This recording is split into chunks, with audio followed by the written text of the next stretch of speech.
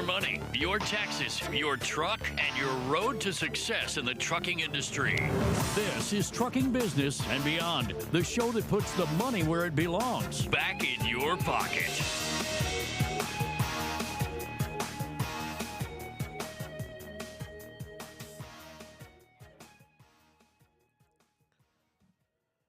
Good morning, you beautiful bunch of fuckers, and welcome to my world.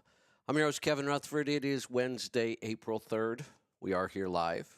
We should also be live streaming not only on our app with audio. You should be able to watch us live on X, Facebook, and YouTube. We managed to broadcast live all 3 hours yesterday with the live video stream. We're doing it again today, but we've got a new equipment set up. We're trying to improve that process, get it simplified a little bit. So looks like it's working right now. Check that out as well. We had a lot of new listeners pick up the show yesterday on that live stream. So we will be continuing on with that. It is Destination Health Day. The phone lines are open. I have some things to talk about, but go ahead and jump in. 855-950-3835. Let me just make a quick check with the team here and see if all the streams are working. And no, I can't talk and type at the same time. All right. I'm going to get to it. I've got a couple things I want to talk about while we're lining up those calls. So the Call Now button should work in your app, or you can dial 855-950-3835. Eventually, we may come up with an option to get in on the live stream. There is chat going sort of on both Facebook and YouTube. That's fairly easy for me to monitor. I see some comments coming in already. Looks like it sounds good over on YouTube Live. I got some comments from Facebook. So looks like we're streaming. You can also comment on X. It's a little harder. I've got to go check those specifically. The Facebook and YouTube comments I have right up in front of me.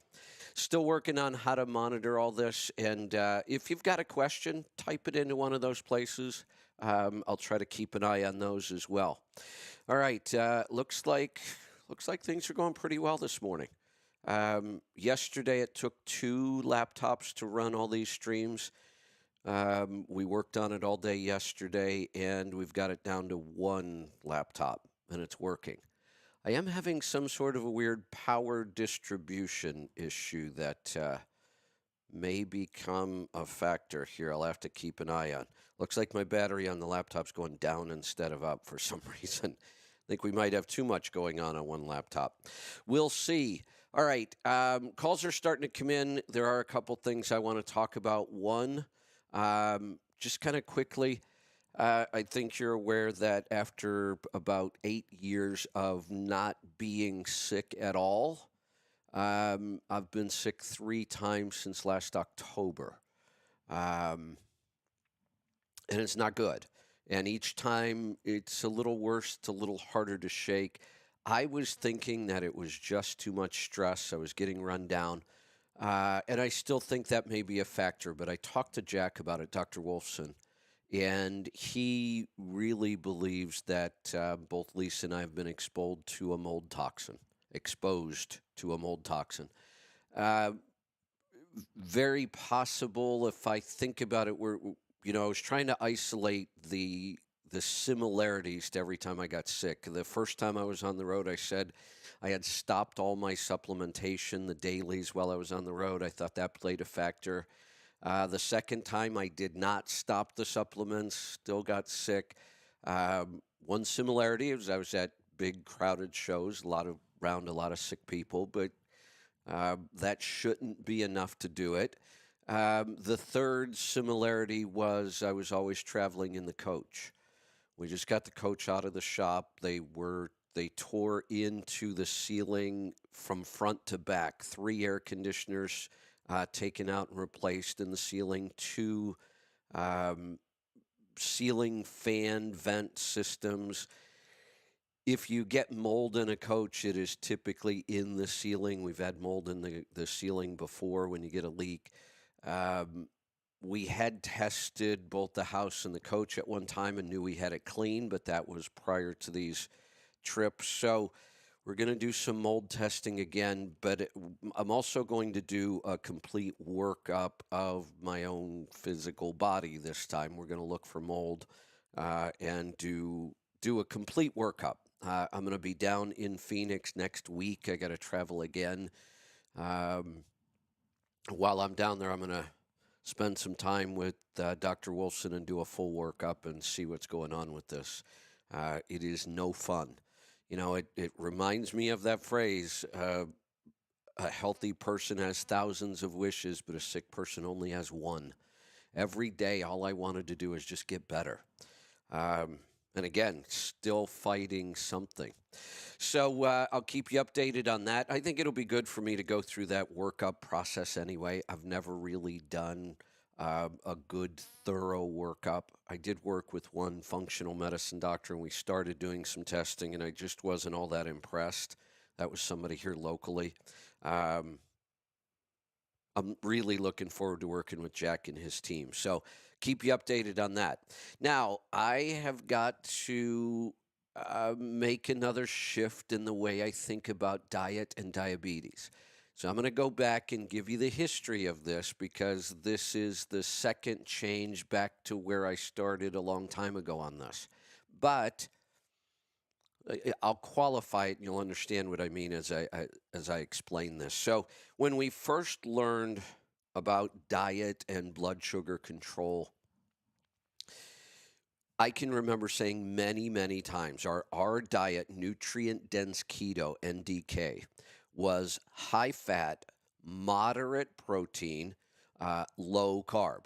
And low carb meaning under 50 grams of carbs for everybody, and for some people as close to 0 carbs as you could get.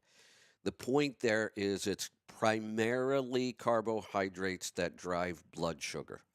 But we also talked about why it was a moderate protein diet and a high fat diet. Fat is the only macronutrient that doesn't affect blood sugar. And we talked about the term gluconeogenesis, which means making new sugar. That's what the word means, making new sugar. And your body makes it from protein or possibly fat. But that's pretty rare because there's plenty of protein around. So we used to say, be careful with your protein intake if you're diabetic, because we don't want too much of that protein being converted to sugar. We said that for years, and a lot of practitioners said that. Then we got CGMs, and a lot of practitioners were some of the first people to wear some of the CGMs and learn from it. It's what I was doing. I wore them for several months and tested all kinds of things, and we all came to the same conclusion. Hey, we're eating all this protein, and there's no blood sugar spike. So what's with this gluconeogenesis thing?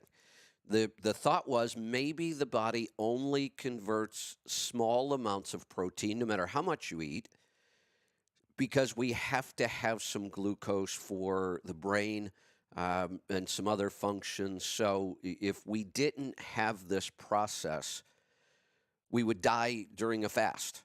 Your brain would shut down after a couple days of fasting at the most. So we know the body does make glucose. It can make it out of protein we eat. It can make it out of protein on our body. If there's absolutely no food present, long extended fast, your body will make glucose from the protein in your body. It could also do the same thing from fat, but it usually never gets to that point. So we were saying we can't see a spike or even much of a movement when we eat just protein, so we must have been wrong about this gluconeogenesis thing, except we weren't. And we should have realized that this was no different than when I would talk about blood sugar control and fat in the diet and protein in the diet, and also when we were saying if all we monitor is blood sugar, It takes us 10 years to diagnose diabetes, 10 years after the loss of blood control started before a typical diagnosis was made. And we understood why. Because the human body has an incredible system for controlling blood sugar. Our pancreas, we always talked about the beta cells putting out insulin, the alpha cells put out glucagon, which is our storage form of glucose. So the pancreas and the liver and the adrenals and all of those things kept a very tight control of blood sugar in a healthy human. So if we're trying to watch blood sugar, it doesn't work because our body neutralizes that sugar immediately with insulin until it can't because we keep overloading the system. And then the pancreas starts putting out less insulin, and the body's cells become more and more resistant to insulin. And over years, then we start to see the blood sugar spikes and crashes. And by that time, really, I believe people are diabetic. They'll be diagnosed as pre-diabetic, and then they'll continue to eat the way the doctors tell them to, and they'll become diabetic, and we know the pattern. Well, what we didn't think about was the practitioners, myself, other people I know using CGMs, we all have really, really good blood sugar control. So when we ate protein, we couldn't see a movement in blood sugar. My guess is if we were able to monitor insulin easily, we would see that we were spiking insulin when we consumed the protein. So I'm not saying you shouldn't consume protein. I'm not even saying it couldn't be a high protein, high fat diet. It can be unless you're diabetic. The more diabetic you are, the more you should start swapping in more fat and less protein. Don't stop eating protein, ever. But go for smaller amounts of fattier proteins and add more fat to your diet, more butter, more lard, more beef tallow. One of the extremes, and a lot of this new information came from finishing the book from Gary Taubes, his new book, which is Rethinking Diabetes.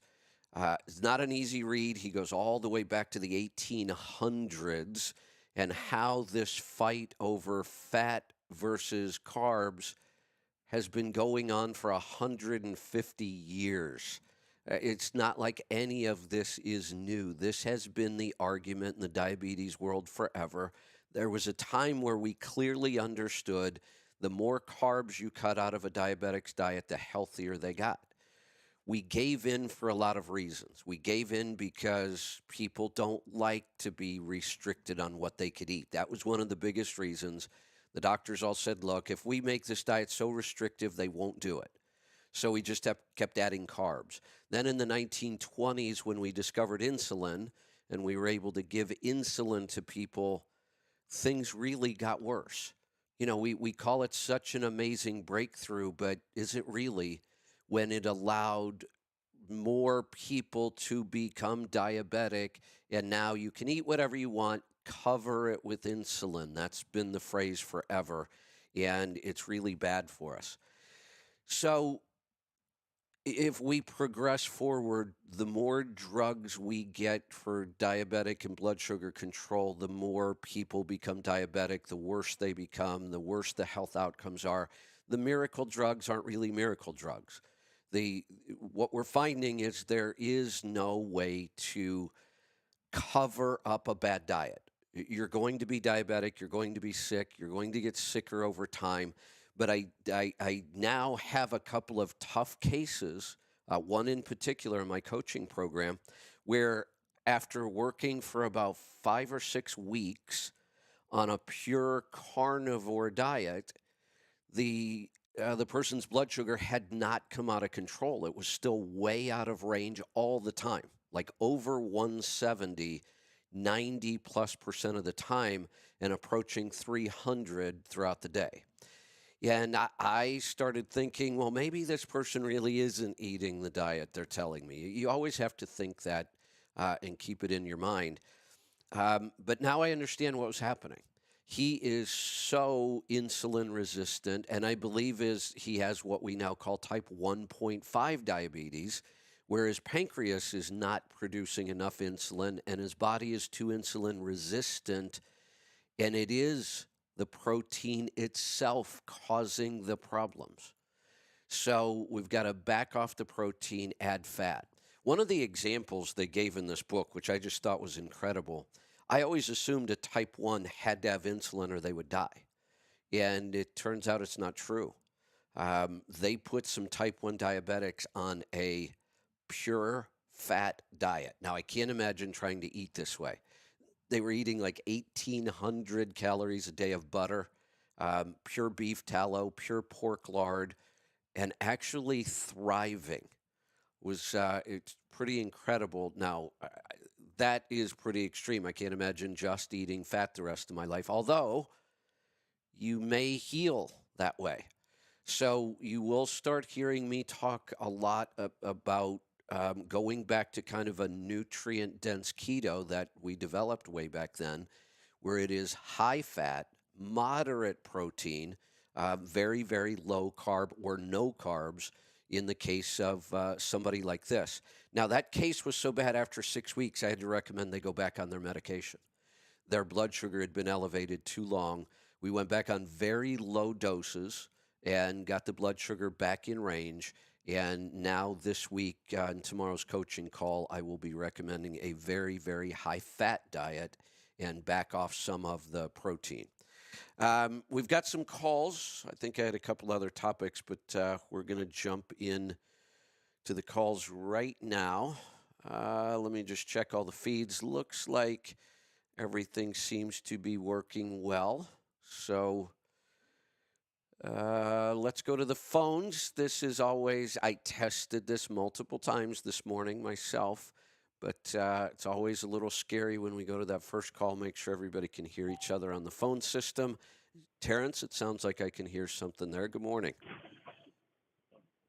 Good morning, Kevin. How you doing? Doing good. We can hear each other. Can you hear me? That's a good sign. Okay. Yeah. Okay. Yeah. Go ahead.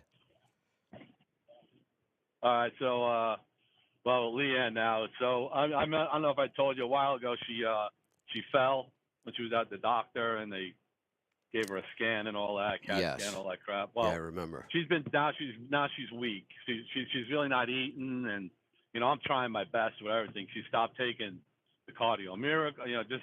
She's like totally like shutting down. But now she's getting like this like saliva. It's clear.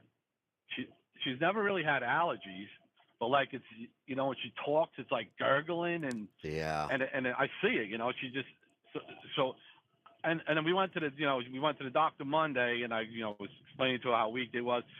They stopped doing the immunal stuff on her, and then they giving her fluids because she was severely dehydrated.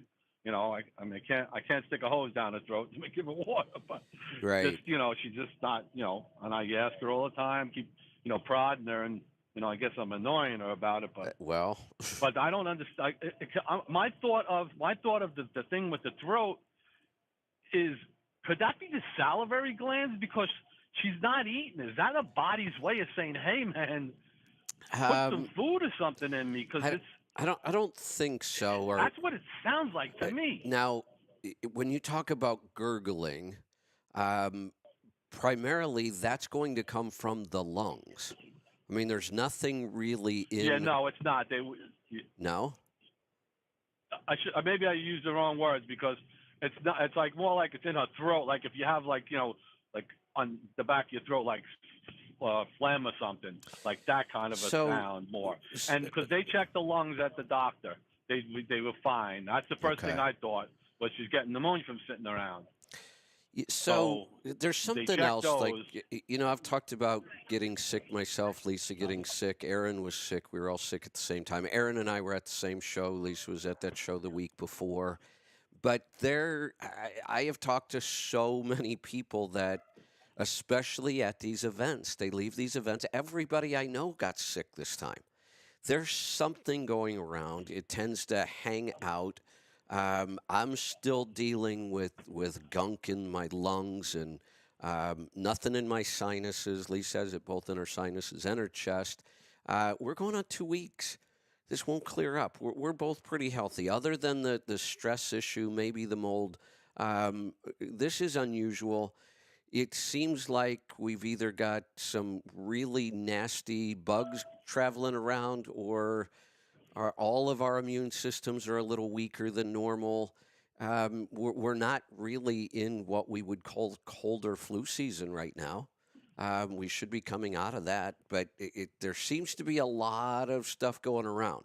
One of the symptoms I've had for about a month that's making me crazy is a buildup of phlegm in my throat that I just can't clear.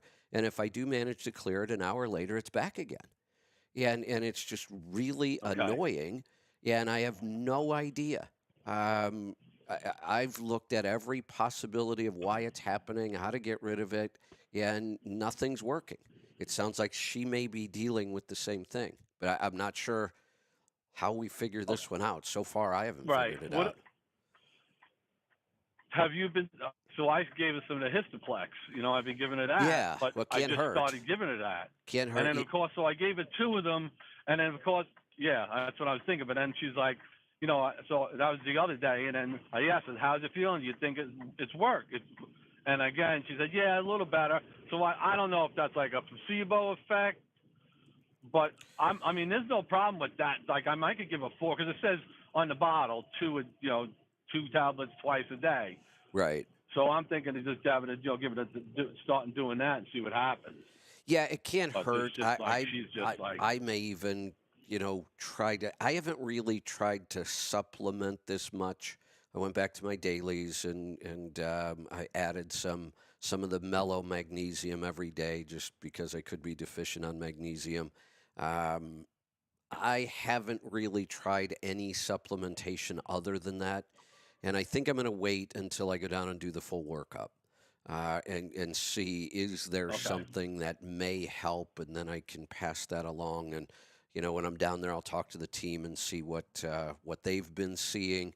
But it seems to me like there's more and more people getting sick, even people with really strong immune systems that haven't been sick in years. So I don't know. right, yeah. And the pollen's been bad down here too. So That I mean, and that aggravates I said all of that those could be it symptoms. too. Right. And it's yep, yeah. Yeah, somebody is Yeah, I just asking didn't. I mean, online if the mold could be in the homestead. Um, we've looked at all the no, because possibilities. I got Well, they were talking about my homestead, but Oh, okay. we Okay. are exploring all the possibilities. The home we live in now and work in, we have had 3 water issues in the last year. We had a hot water heater spring a tiny little pinhole leak, and it was in a room that nobody ever goes in, and it was shooting right at the drywall. And all the drywall in the entire room managed to soak it up. It was going on, we think, for about 6 weeks. So I had to go down and tear out all the drywall and the insulation, and then we had somebody come in and re-drywall everything. Lisa's office is below an upstairs bathroom. We had a leak behind the wall in the shower. Took a long time before it showed up in the ceiling in her office. We haven't torn into that to see if there's mold. There probably is. We know all the work on the coach, and coaches are notorious for mold. The one place I wouldn't say is the homestead for a couple reasons. Lisa hasn't spent hardly any time out there at all. I spent a week or so by myself, but that place is solid wood inside and out. And it's just not, there's so many hard surfaces. I can't imagine that we've got any mold out there. It's possible you could get mold almost anywhere, but it's probably the least likely of the places. And I don't think we've spent enough time out there. So, maybe it's not mold, maybe it is, maybe there's mold, but that's not what's going on with this. It's hard to say. That's why I'm going to try to do just a full workup on everything, which will probably be interesting anyway. After eating this way for for almost 10 years now, coming up on 61. It'll be good to just have somebody look at all those numbers and see what they think. All right, Kev. I'll let someone else get in. I'll keep you up what's going on. But like I said, she don't even like the life balance she wants. She's just not doing anything anymore. And I'm like, That's I told her, I that's said, unfortunate. you're not going to get any better. Right. You're not going to get any better. The dailies really like do I said, help. I can't force it. Yeah, I know. All right. I know. Well, keep us keep us informed. Yeah. All right. Thanks. And we'll do the same. We'll keep looking. All right. Phone lines are open. 855-950-3835, or hit that call now button on your app. That should get you in here. Let's go to California. Jeremy, welcome. Hi, Kevin. Sorry to hear you guys holding on to that sickness. So annoying. We had gotten sick at the beginning of the year. Yeah, the first of the year. There's something going around. It was about 6 days. Each of us had something, but Tammy ran into something, a study. But I know there's studies on everything, and I don't know how. My comment was, how many people are really studying adaptogens, the mushrooms. But the study was that, long-term use of, I think they said reishi, might have showed, I don't know, liver toxicity. I didn't see the articles, but anyway, I was just curious. We had been using the elixirs, the chocolate drink for about a year now, and but no problems. But she just was wondering if we should maybe back off for a little bit. My question is, how do you use it? And also, if medicine, if mushrooms, if plants are medicine, like you say Right. a lot, do you think we should always use it? It's a good question. I don't know that there are any studies that are going to help us with this. The way they do studies can be so skewed. Who paid for the study? What are the conflicts of interest? Big Pharma puts out a lot of data about how dangerous supplements are. Well, come on, clean up your own house. The medical system is like the 4th leading cause of death in the United States. They are now prescribing drugs like Ozempic that cause stomach paralysis. I saw a report this morning, 80% of the people taking Ozempic suffer nausea almost constantly. It is awful what their toxic drugs do, killing people day after day after day, but let one supplement kill a couple people. Not that I'm making light of people dying, but it is so skewed, and yet the big pharma will be all over. Oh, you got to watch these supplements. Everything seems to be toxic to your liver. Here's another problem with all the studies. If you do the studies on liver toxicity in the general population, our livers are so overloaded with issues in the standard American diet that, yes, just about anything. Right. What about this? If you're worried about liver toxicity, you better pull all of the NSAIDs off the market. Tylenol should be outlawed. Tylenol is horrible for your liver. There's warnings all over it now.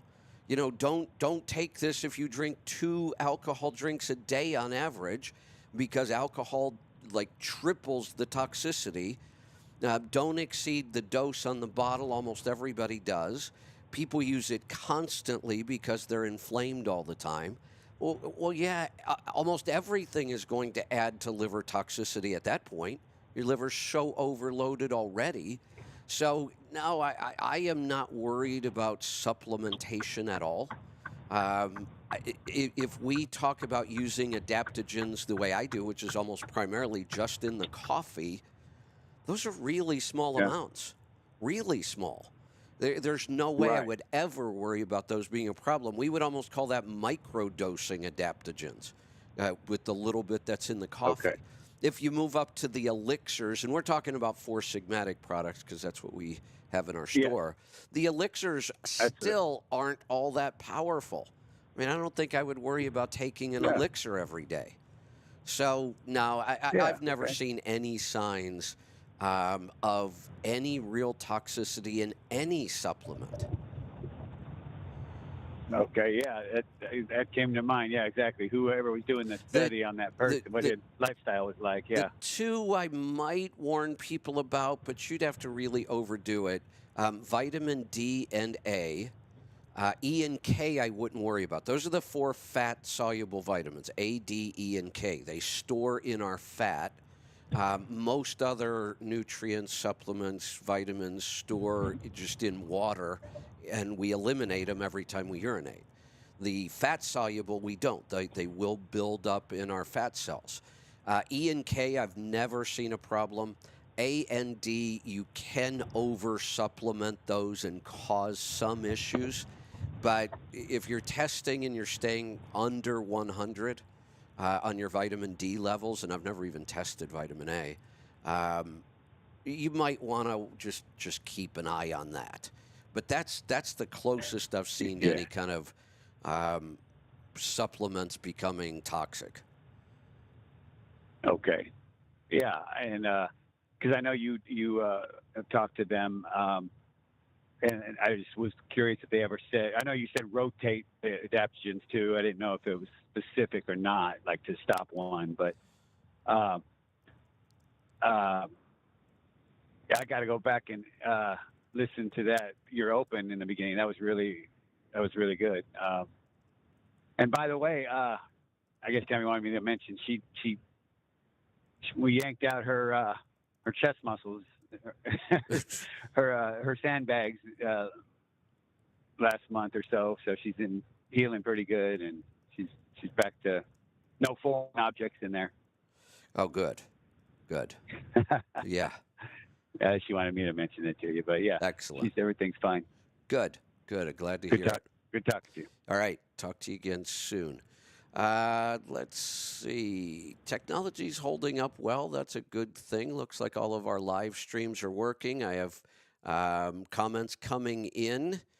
I haven't checked X yet, but I've got comments coming in from YouTube, a lot of YouTube and Facebook. So good to see it. We do need to reach out and start attracting new listeners.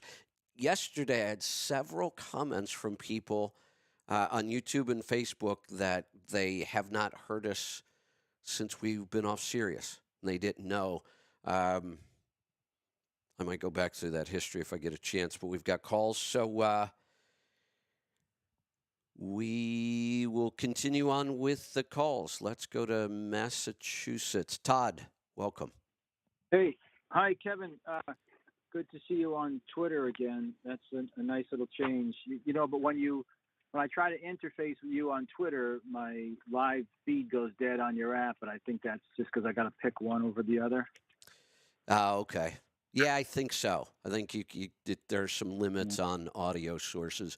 You know, this can start to get really, really complicated when we've got multiple streams going out over multiple services, and you've got people using all kinds of different devices. And, you know, Android is especially crazy with different manufacturers and different versions of the operating system. And we spend an awful lot of time on technology these days, but we're getting closer to kind of solidifying all of this. We made a big decision the other day. Now that we've found these video streaming apps, we're going to drop video out of our plans on our app. So our app will strictly remain audio. That will help us get that thing finished sooner. These video streaming apps that we've been testing are working great. So we're going to try to simplify ours a little bit. Good stuff. Hey, so I do have a habit of burying my lead. I'm going to try not to do it this time. Okay. I wanted to talk to you about, because someone on Healthy Tribe website, there's been some talk about Saladino and insulin. But before I get there, I really want to tell you something I heard or read, and I haven't heard or read it anywhere. And it has a little bit to do with white rice in general, but in particular, all white flour products. And when you read ingredients on labels, it will say folic acid lots of times, and it turns out it's B vitamin of some kind, B9 maybe, but it's completely man-made. It does not exist on Earth. It's just it's made. Well, we got to clarify some of this. Folate and folic acid are one of these things that we've argued back and forth over and over and over. You could make the claim that if we look at certain forms of vitamin C or D or anything, are they synthesized, meaning made in a lab, or are we extracting them from a natural source?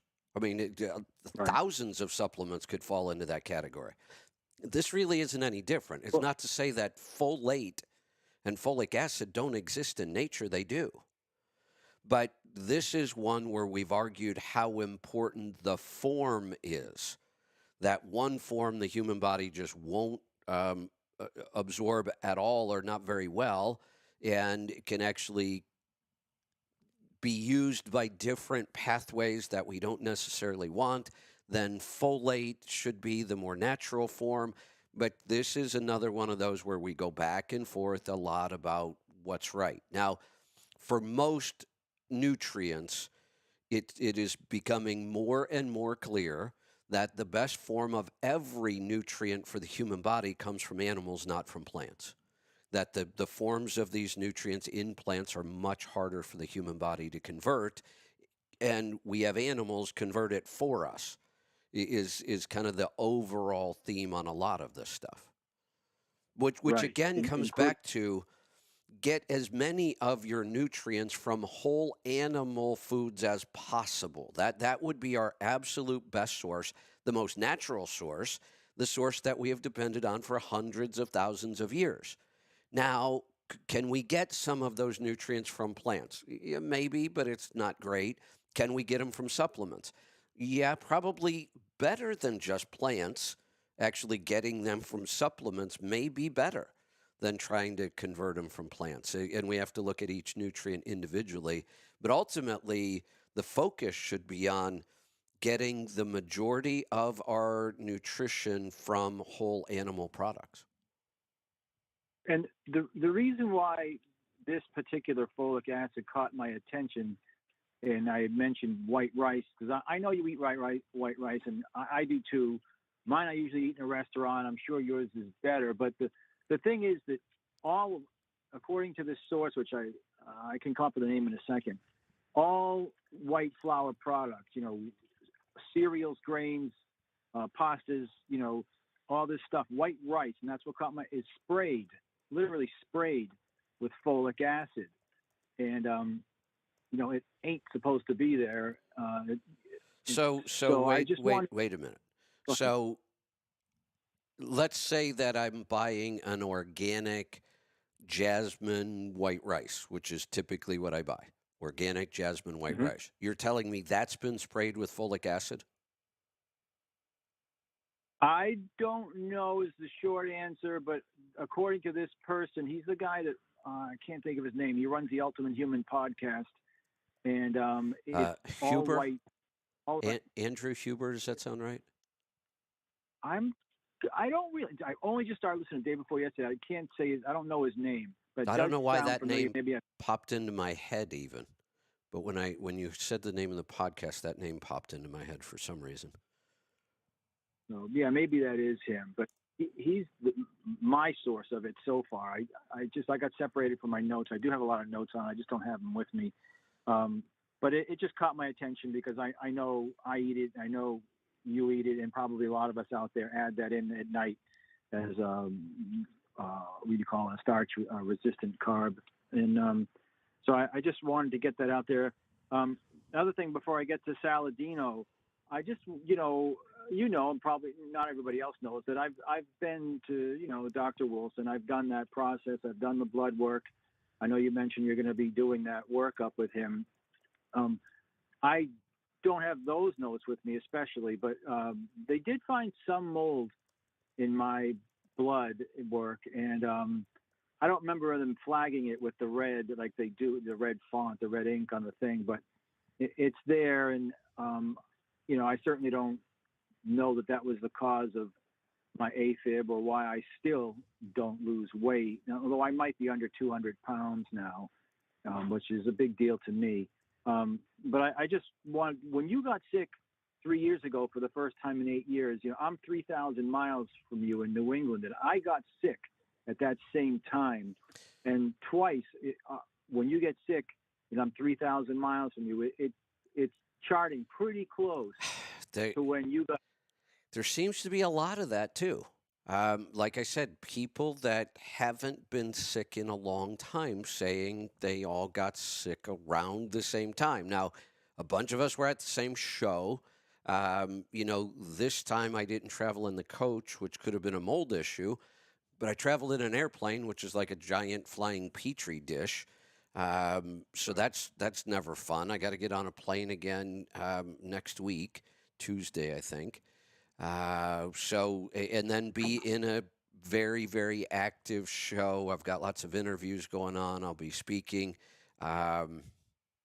So I don't feel like I'm over what I've had for 2 weeks now. I'm functioning. Yep. I'm up. I'm working. I have plenty of energy, but I'm not 100%. I'm not even close. Right now, I'm shocked that I haven't coughed into the mic yet. Every time I take a little bit too deep of a breath, I feel that urge to cough coming on. I'm still trying to clear gunk out of my chest. So something has really changed.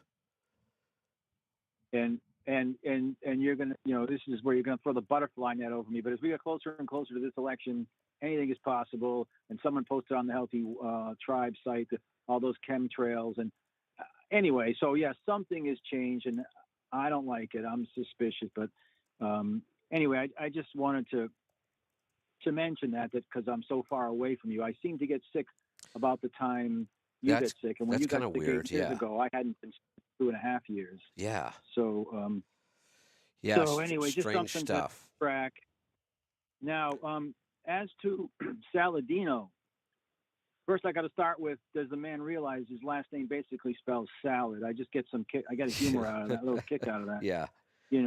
Yeah. So I've never heard him make a joke about it, but he is pretty self-effacing. And so anyway, when he wrote that book, it's a great book, but he kind of wrote it on the spur of the moment because he had been so sick with psoriasis that I can remember, and eczema, I think that's the same thing, for a long time. He grew up with it. He had all these problems, and eventually he went into medicine. And when he discovered, however he did, the meat was the way to go. He was eating meat, salt, organs, and fat, or meat fat. He did that for about 18 months, and all of his skin issues resolved, which is no surprise to any one of us. But this is what was on Healthy Tribe, but I want to answer it for everyone that was involved in that conversation. You run in, so he says that he's no longer a pure carnivore. And the reason for that is you run into long-term problems with, long-term ketosis. You run into problems. And it's, you've got to have an insulin. The kidneys have to have an insulin spike, if I've got this right, according to him. And if they don't, they dump all kinds of minerals, which I think a lot of us have been through. So it's an interesting topic. I'm not sure that we're anywhere near solving this yet, but I'll jump in here with some of my experiences on this. Now, long-term ketosis has never created issues for me. There was always that talk you had to carb cycle. Remember, we used to talk about that a lot. You should pick a day and carb load even. There are lots of different strategies. I have done deep ketosis long-term, and I can still consume quite a few carbs if I do it right. If I have the carbs later in the evening, I may drop out of ketosis overnight. It's hard to tell because we still in this country, we still don't have continuous or ketone monitors. Although if I had some time, I could get one shipped to somebody in Canada. I have somebody that offered to do it for me. I just haven't got around to it. But then the next morning, you know, some brain octane, and I'm right back into ketosis. And I've done that for months and months and months with no negative consequences at all. Now, what I did Well, just experience was being 100% carnivore, 99% at the very least, for about 2 weeks, leading up to the event, then traveling, and then being at the event. And I had some pretty severe consequences. Um, the time zone change really put me over the top. The first week on carnivore, every night I would sleep less and less, but I would feel great the next day. I got down to an average of less than 3 hours of sleep a night. And then when I got to the show after the 3 hour time zone change really wiped me out, I went an entire night with no sleep, still felt fantastic the next day. And after 5 days of like 11 hours of total sleep in 5 days, I thought, how long can the human body go like this? I still had energy. yep. I was still functioning. My brain was sharper than ever. I did, 8 hours on the stage for the CMC with like 4 screens. I just talked for 8 hours straight without screens, without notes, without anything. I felt fantastic. But I kept thinking, how long can I go like this? And then I had another night of almost no sleep. So finally, on Friday night, I had one more day of the show. I kind of carb loaded. I ate a bunch of plantains and potatoes fried in duck fat, and had a glass of wine. Yep. And I immediately fell into a deep sleep. The problem was I woke up at 3 o'clock in the morning sick. And then I spent like the rest of the weekend sleeping 35 hours in a couple of days. It was all I did was sleep. There is a point for me anyway on that pure carnivore where it's almost like running an engine on nitrous oxide. It's going to perform really well, but you can't keep doing that. That was Right. my experience with pure carnivore. Now, was it a combination of pure carnivore and all the stress of the event itself and the travel and all, I don't know, but it was a little odd that one night of kind of carb loading, and I finally kind of broke that racing heart, too much energy. I was able to rest. Unfortunately, I got sick at the same time. Kevin, I just got to jump in because you've said some things. I have a list in front of me. You just said racing heart. You're talking about sleep disturbances, even though your performance short term wasn't, bad. But now, when Saladino was talking about this, he said electrolyte problems, muscle cramping, sleep disturbances, heart palpitations. Yep. All of these stuff. I experienced it. So, I know you also mentioned gluconeogenesis a little while ago, and I think, that's going on there, especially when you're carbo loading, and maybe that's good, or it can keep your performance up over that 2-week period.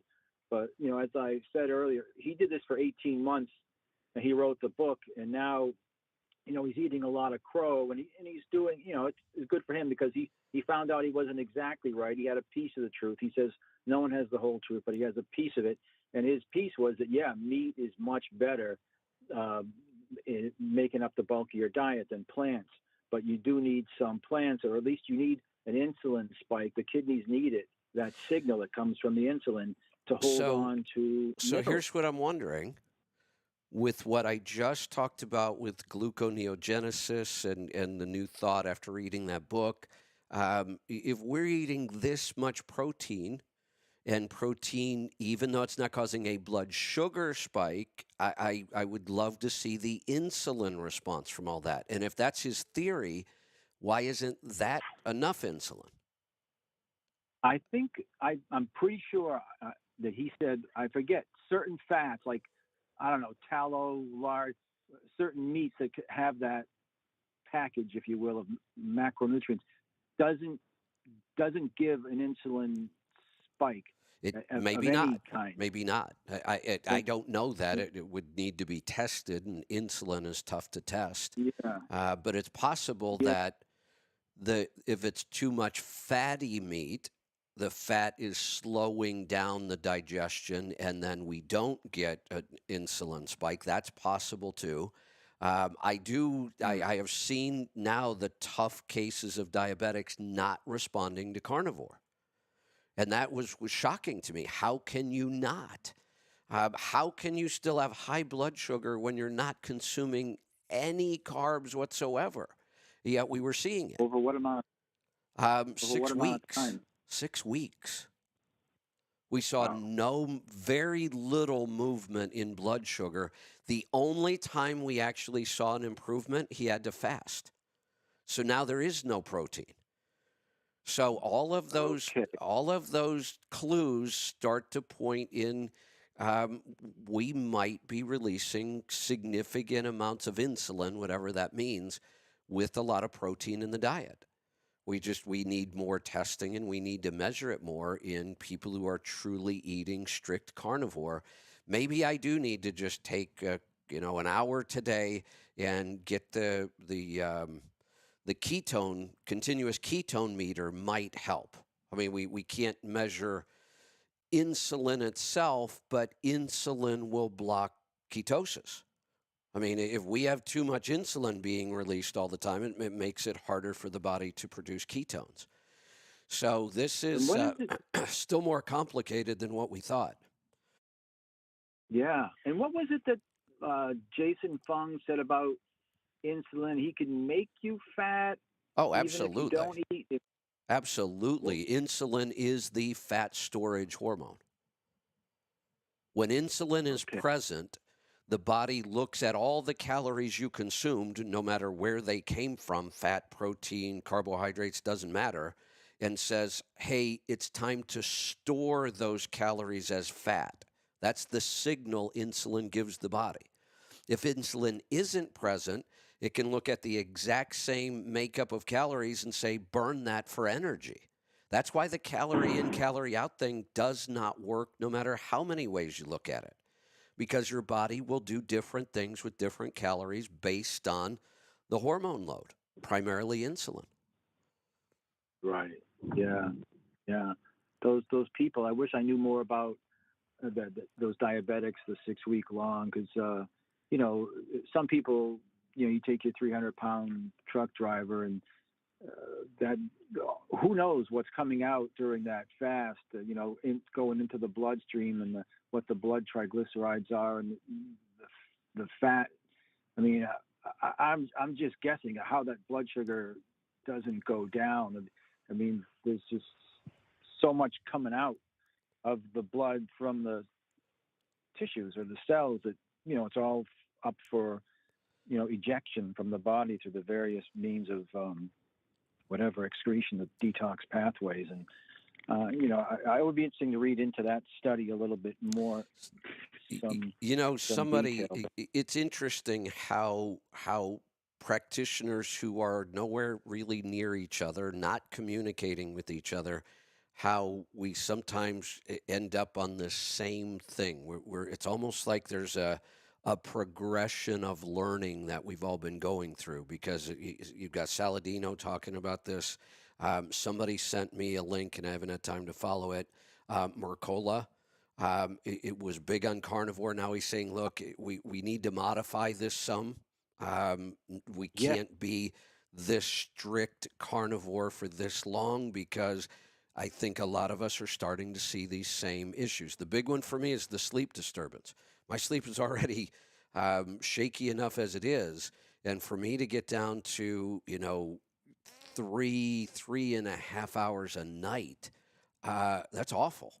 I mean, for one thing, I don't want to be awake this long. And at some point, you just kind of get tired. I would say, well, I might as well use all this time for something. But at some point, I just get tired of being awake, and I don't want to read anymore. Right. And I don't want to go for a walk at 2 o'clock in the morning.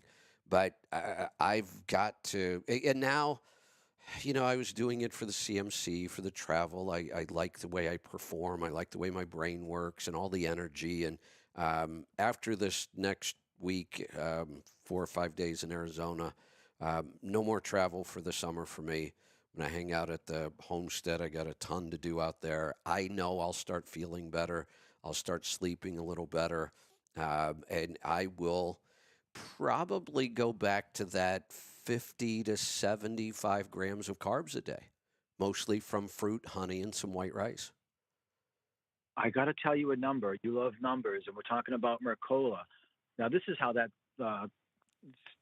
conversation got started on Healthy Tribe. It wasn't Saladino. Someone had mentioned Mercola, a recent article. I think it's the most recent one. You can still get it. You don't have to go to his archives. And he was talking about something to do with the need for insulin spikes, and it reminded me of something Mercola wrote.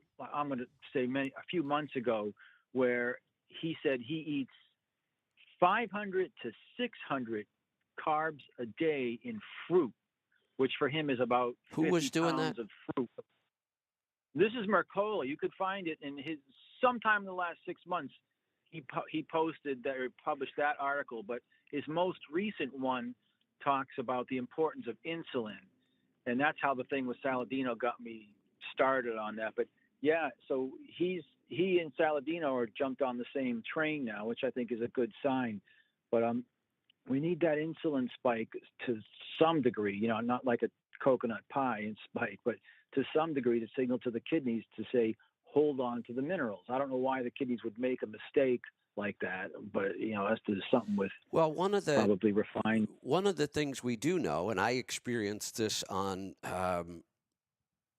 when I was on really, really strict carnivore, and I've noticed it other times, but it was more extreme when I was on this very strict carnivore. I felt in some ways like I was dehydrated all the time. Like my lips would get a little dry. Mm-hmm. That's unusual for me with all the fat I eat. I would tend to want to just sip water all the time. But the other thing I noticed was it was like trying to put water in a container that's already full. The minute you put a little more in, it spills out. I would drink, 4 ounces of water and I'd have to go pee. And that's not like me. I can go 12 or 14 hours when I'm driving, never even think about it. But I got to this point where I was sipping water all day long and peeing every 20 minutes. And that's where you got to watch you're not washing out all the minerals. So it's not necessarily the kidneys doing anything wrong. It's just that our body does not hold up much water when we're that strict carnivore. Without the let me make sure I'm getting the glycogen. I think for every molecule of glycogen our body has to hold, which is a form of glucose, it has to hold 2 to 3 water molecules.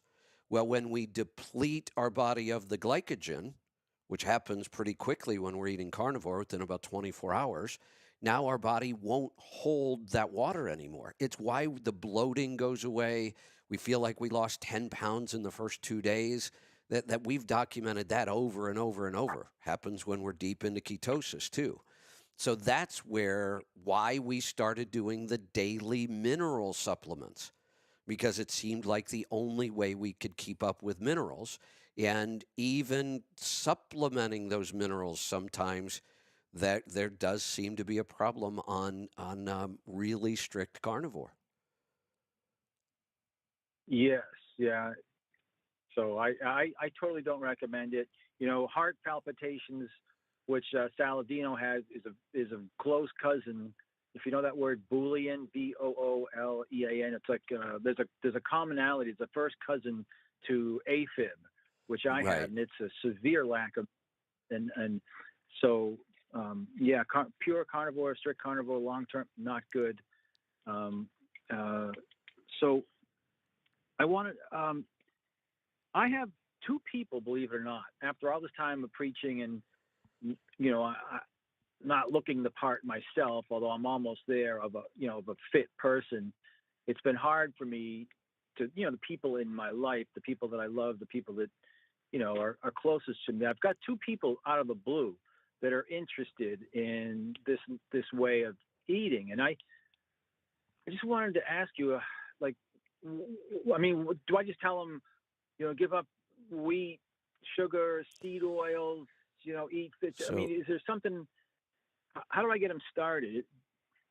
Yeah, Even though I think I should know, but well, no, there is, I don't know that there's one right answer here. Here is, I'll give you my take on this. Right now, my daughter Chelsea is going through the NTA program, same program I went through 7 or 8 years ago or whenever I did it. Yep. The founder, Gray Graham, who became a good friend of mine, retired a couple years ago. Like a lot of companies, when the founder leaves, things get ugly for a while. They had a couple bad years there. They totally revamped the program, brought in a lot of new people. I am no longer impressed. I don't really recommend it. I need to find a good nutrition program for people who want to do it, but I don't like what I see them doing. They've gone very, very moderate. They don't want to hear things like keto and carnivore. They have gone more balanced, which I think is a huge mistake. I think they're teaching their practitioners too much deep science and expecting them to grasp it and understand it when nobody wants to hear that from their practitioner. They just want to know how to eat. This was a nutrition program. Now it looks more like a biology program. But they've done this. Well, you can't expect people to make these radical shifts in their diet. Well, yes, I can. And it's exactly what I want to see. I want to give them something that they see results within a week. We've had people call the show, and in 48 hours, they're seeing results. Those are the kind of things we have to have, I believe. Because if you don't, if you go, well, just have them moderate their carb intake for a while or their processed food, just cut back a little at a time. The problem is you're asking them to modify their behavior around food.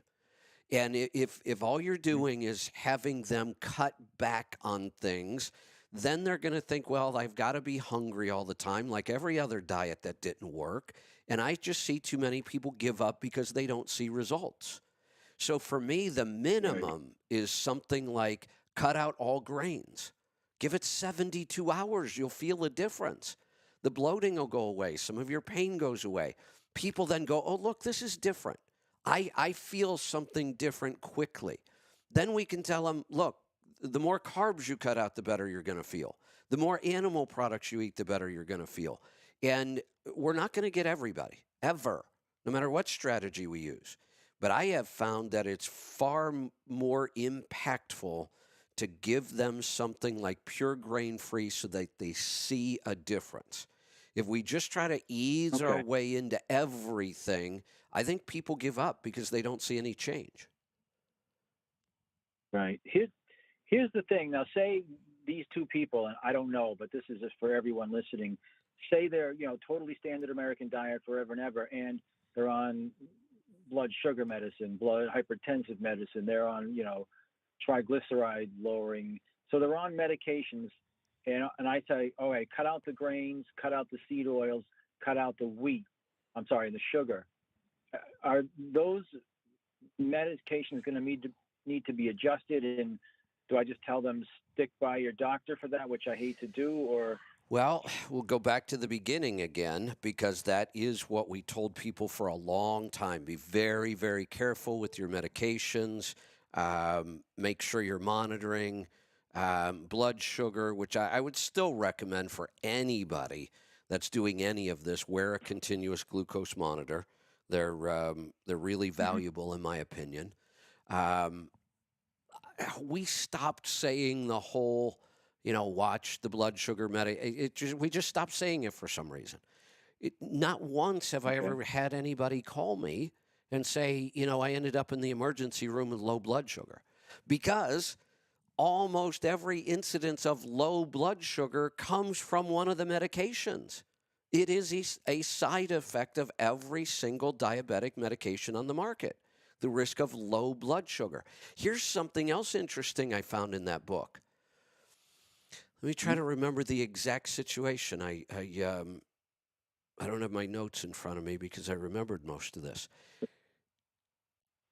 Is it? There was a What certain book is it? Did you say situation. that? This is Gary Taub's Rethinking Diabetes. Oh, yeah. It's a deep history, goes all the way back to the 1800s. But there was a case in there. They didn't spend a whole lot of time on it, but they had shown, I believe that you had to be on a zero carb diet, but they had shown where people had gotten down to blood sugar numbers under 10 with no symptoms whatsoever. Usually 30, you're passing out, you look like you're drunk, you have all kinds of complications, and people die. But I got to go back and research this because they didn't cover it a lot. But they were giving examples of people with blood sugar numbers of 5 with no symptoms. Wow. So if you have blood sugar that low for your diet and you're taking a blood sugar lowering medication, I mean, isn't that what they call counterindicated, or what do they call it, contraindicated? I mean, Say that again. Isn't it? Wouldn't that be so? If you've lowered your blood sugar via your diet only, and you happen to when you started to correct your diet, you're on blood sugar lowering medication. Isn't that a double whammy that could cause problems? Yes and no, but again, low blood sugar without medications is almost never a problem. We just almost never see it. It tends to be low blood sugar with the medications. But then there seems to be a moderating effect that when you eat super low carb, even on the medications, we're not seeing dangerously low numbers. The one case that I'm dealing with where we had to put him back on a couple medications because we couldn't get him into range ever eating pure carnivore, he went back on very low doses. We don't, and he wears a CGM, and I'm monitoring his numbers every week. We don't see anything under 80 with him ever. He does not suffer any of the low blood sugar numbers that a lot of people see on the medications, but we're on smaller amounts, and he's still eating very, very low carb, almost no carb. Yeah. So the low blood sugar issues, and that's when you read this book going back to the 1800s, people just died. I mean, when they got diabetes, they just died. There was no insulin. There was no way to fix their blood sugar other than with diet. And for a type 1, which is what they were mostly dealing with back then, there weren't a lot of type 2s because our diet wasn't so horrible. So it was mostly either older people maybe developing type 2 into their 50s and 60s, or they were type 1s. And they would just show up at the hospital in a coma, and then they would die. And but then they were able to show that you could put these type 1s on a pure fat diet and they would thrive. Do you know what the biggest indicator that somebody developed type 1? Oh yeah, the pancreas doesn't create beta cells. No, not even. That's what's happening. They the can't betas put on weight. That they lose weight, drastically, no matter how much they eat. Like human adults prior to insulin would get down to 80 pounds, and then they would just die. And it was because without insulin, your body will not store fat. That we get back to that whole. This is why calories in, calories out don't matter. These people could be eating 3,000 calories a day, 6,000 calories a day, and they would waste away to nothing.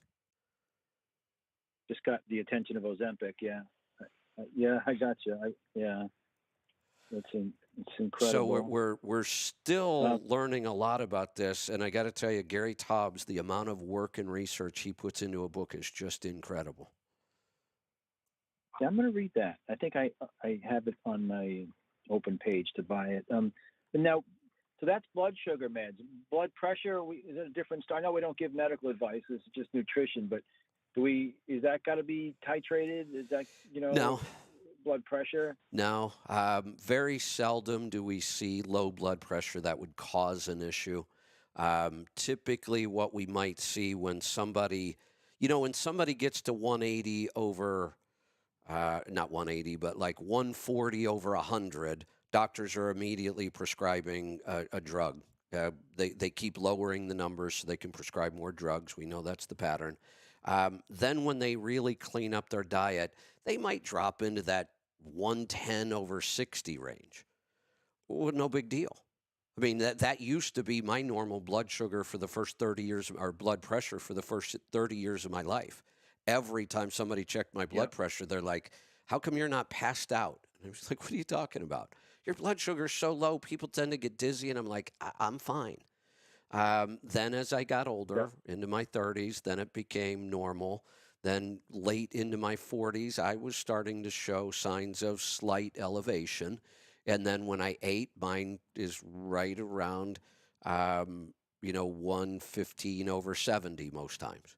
So we haven't seen any dangerously low blood pressure. And then eventually people realize, hey, do I even need this medication anymore? And they stop, and they tend to stay right around that normal range.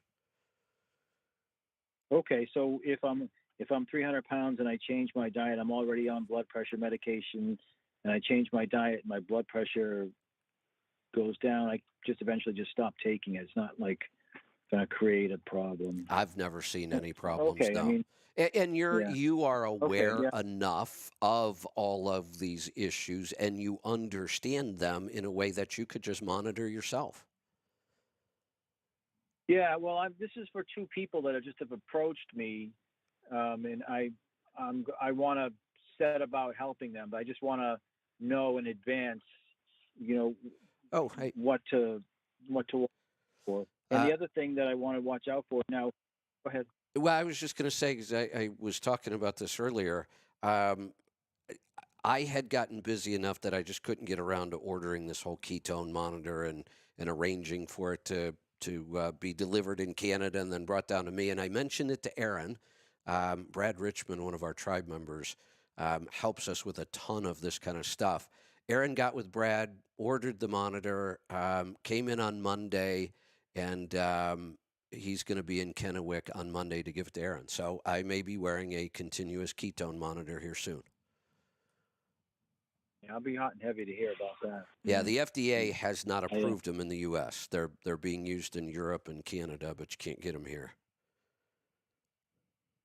Yeah, well, who needs the FDA? I mean, if they like it, it's probably no good anyway. But I get what you're saying. So now once I get it, then I'm going to go back to, I'll probably try to do a week of really pure carnivore again and see what happens. So, before I was so looking forward to a week of really strict carnivore. Now I'm a little leery because towards the end there, things got a little rough. Yeah, it's all in the name of science. I'm a little after what I went through. I'm just outright fearful of it. I don't recommend it. I don't. Yeah, it's. Here's the easy thing. It's just. It's. I would still recommend somebody try to eat as carnivore as possible, because most people aren't going to get anywhere near 100%. I mean, I'm pretty extreme, so I certainly tried it. But it's easy to just say, well, enough of that, and throw some carbs in. So I would still push people towards try to be as carnivore as you possibly can. And if you actually get to where you think you're somewhere between 95 and 100%, and watch for things like sleep disturbances, racing heart, and add some carbs back in. Yeah. I wouldn't add that glass of wine in, but I know you know what you're doing. Well, so, no, I don't. I should not do that. The alcohol never works out well. I don't know if it did help me sleep some that night, but my blood sugar numbers go wacky for a couple days, and I don't feel good, and I can't seem to let go of that last little piece and say, I'm just never going to consume alcohol again. But I really shouldn't. Yeah, it's, I don't know.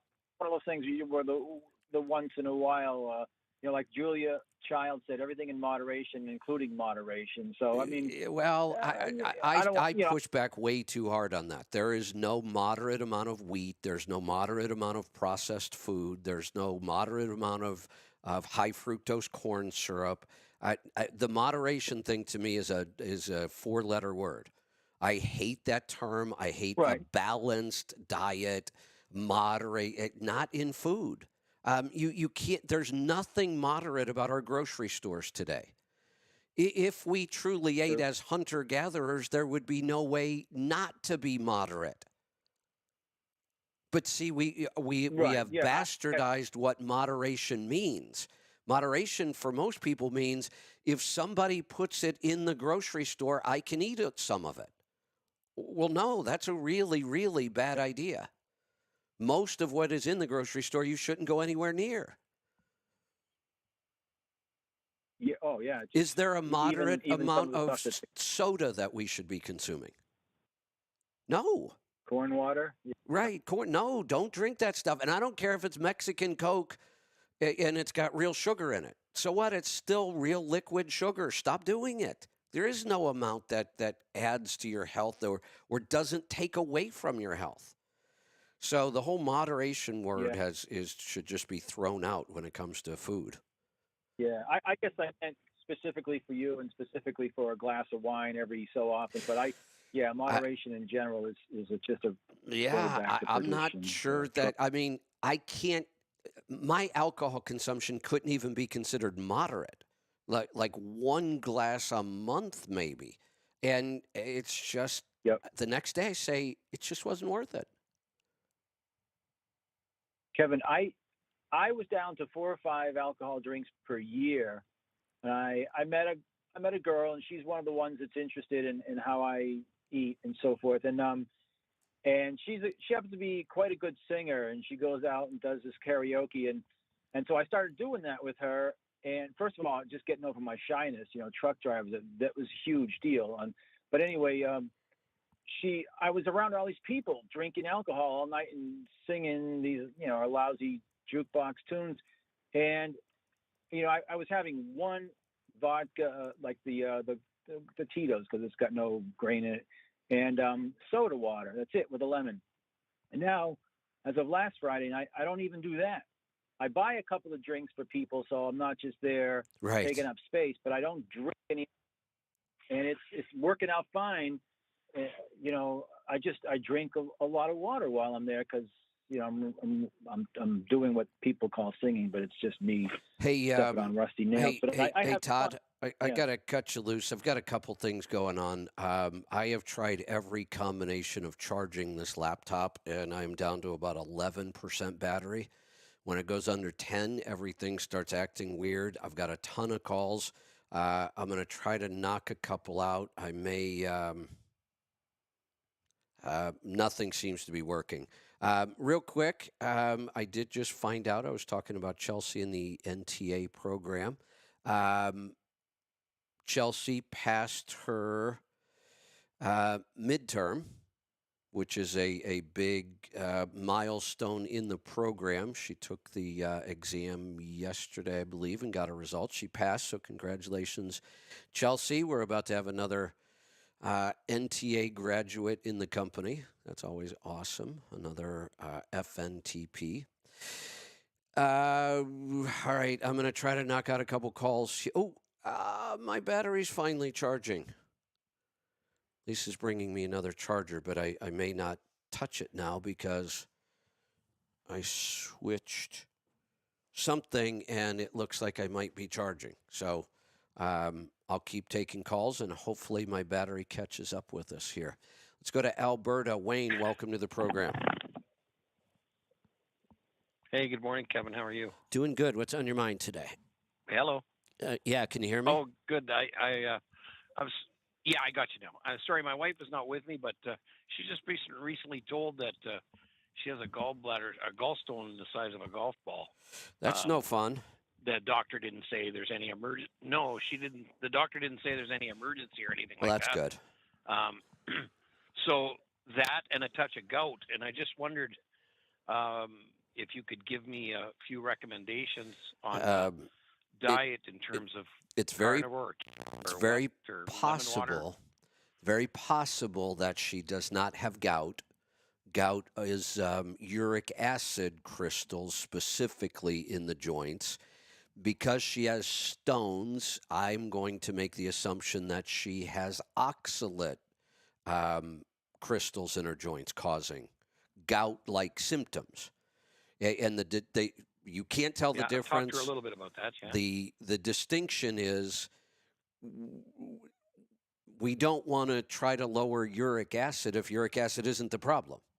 My guess is she is starting to. How old is she, by the way? 48 apparently. Okay. She is starting to show all the signs of oxalate overload over her entire lifetime. A lot of us have experienced this.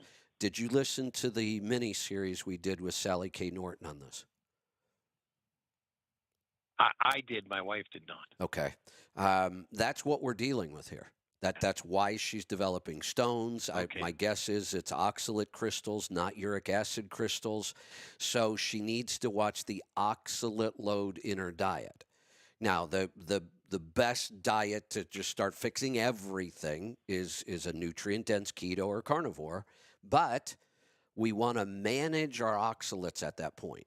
If you go full-blown carnivore, the symptoms of oxalate overload will get worse because her body will finally start dumping oxalates and moving them around, and that's when we get the symptoms. We found that the best therapeutic range of oxalates is about 250 milligrams a day. So for me, that's my my daily dark chocolate because I love dark chocolate and I don't want to give it up. I know it's high in oxalates.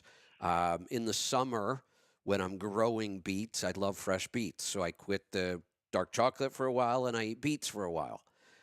So I just kind of manage that oxalate load to avoid those symptoms. But now that's to make things not get worse. As far as trying to dissolve this particular stone, certainly acidic beverages, lemon or lime in the water, apple cider vinegar, those things can help. There are also some supplements that can help. We don't like to give that protocol out over the phone. I mean, that's something I would work with somebody in the coaching program, and it would only take a couple weeks. Yeah, okay, we may have to call you then. That's okay, I understand that. Okay, so could she drink, like, let's just say lemon water? Can she drink too much of that in a day? Not that I've ever found. If you're drinking too much, your stomach will probably be the clue. She starts experiencing some burning, in the stomach, maybe even a little heartburn. Usually enough acidic foods will actually help somebody who has heartburn. But if you start to notice some burning in the stomach, maybe even a little heartburn, then back off a little bit. But for the most part, you get more tired of squeezing lemons or limes than you're going to overdo it. Okay, cool. And one other side note, real quick question. I've called you several times. I just keep forgetting to ask you this. I know what you say about fruit. There's no such thing kind of as real fruit anymore. I'm just curious. I've always been curious about this. My wife is a Filipino from the Philippines. Would somebody like that eat a certain amount of fruit versus a North American like us? So, if you know what I mean. My belief is that genetics can change over long, long periods of time. And so if we look at, genetics, which, I've done the genetic testing. I know the Chinese probably have my DNA now. I don't know. But I've done enough of this to know I am almost exclusively, my ancestors came from far northern Europe, primarily Scotland and some northern Ireland. I mean, really extreme northern climates. You follow Scotland around to the U.S., and it's like northern Alaska. That's how extreme. I never realized Scotland was that far north. But it is, and Ireland's pretty darn close. I thrive on a high-fat animal diet. I like fruit. I've tested it enough to know 2 or 3 servings of fruit a day for me, even if it's my only carbohydrates, is too much. I start to get some muscle pain for some weird reason.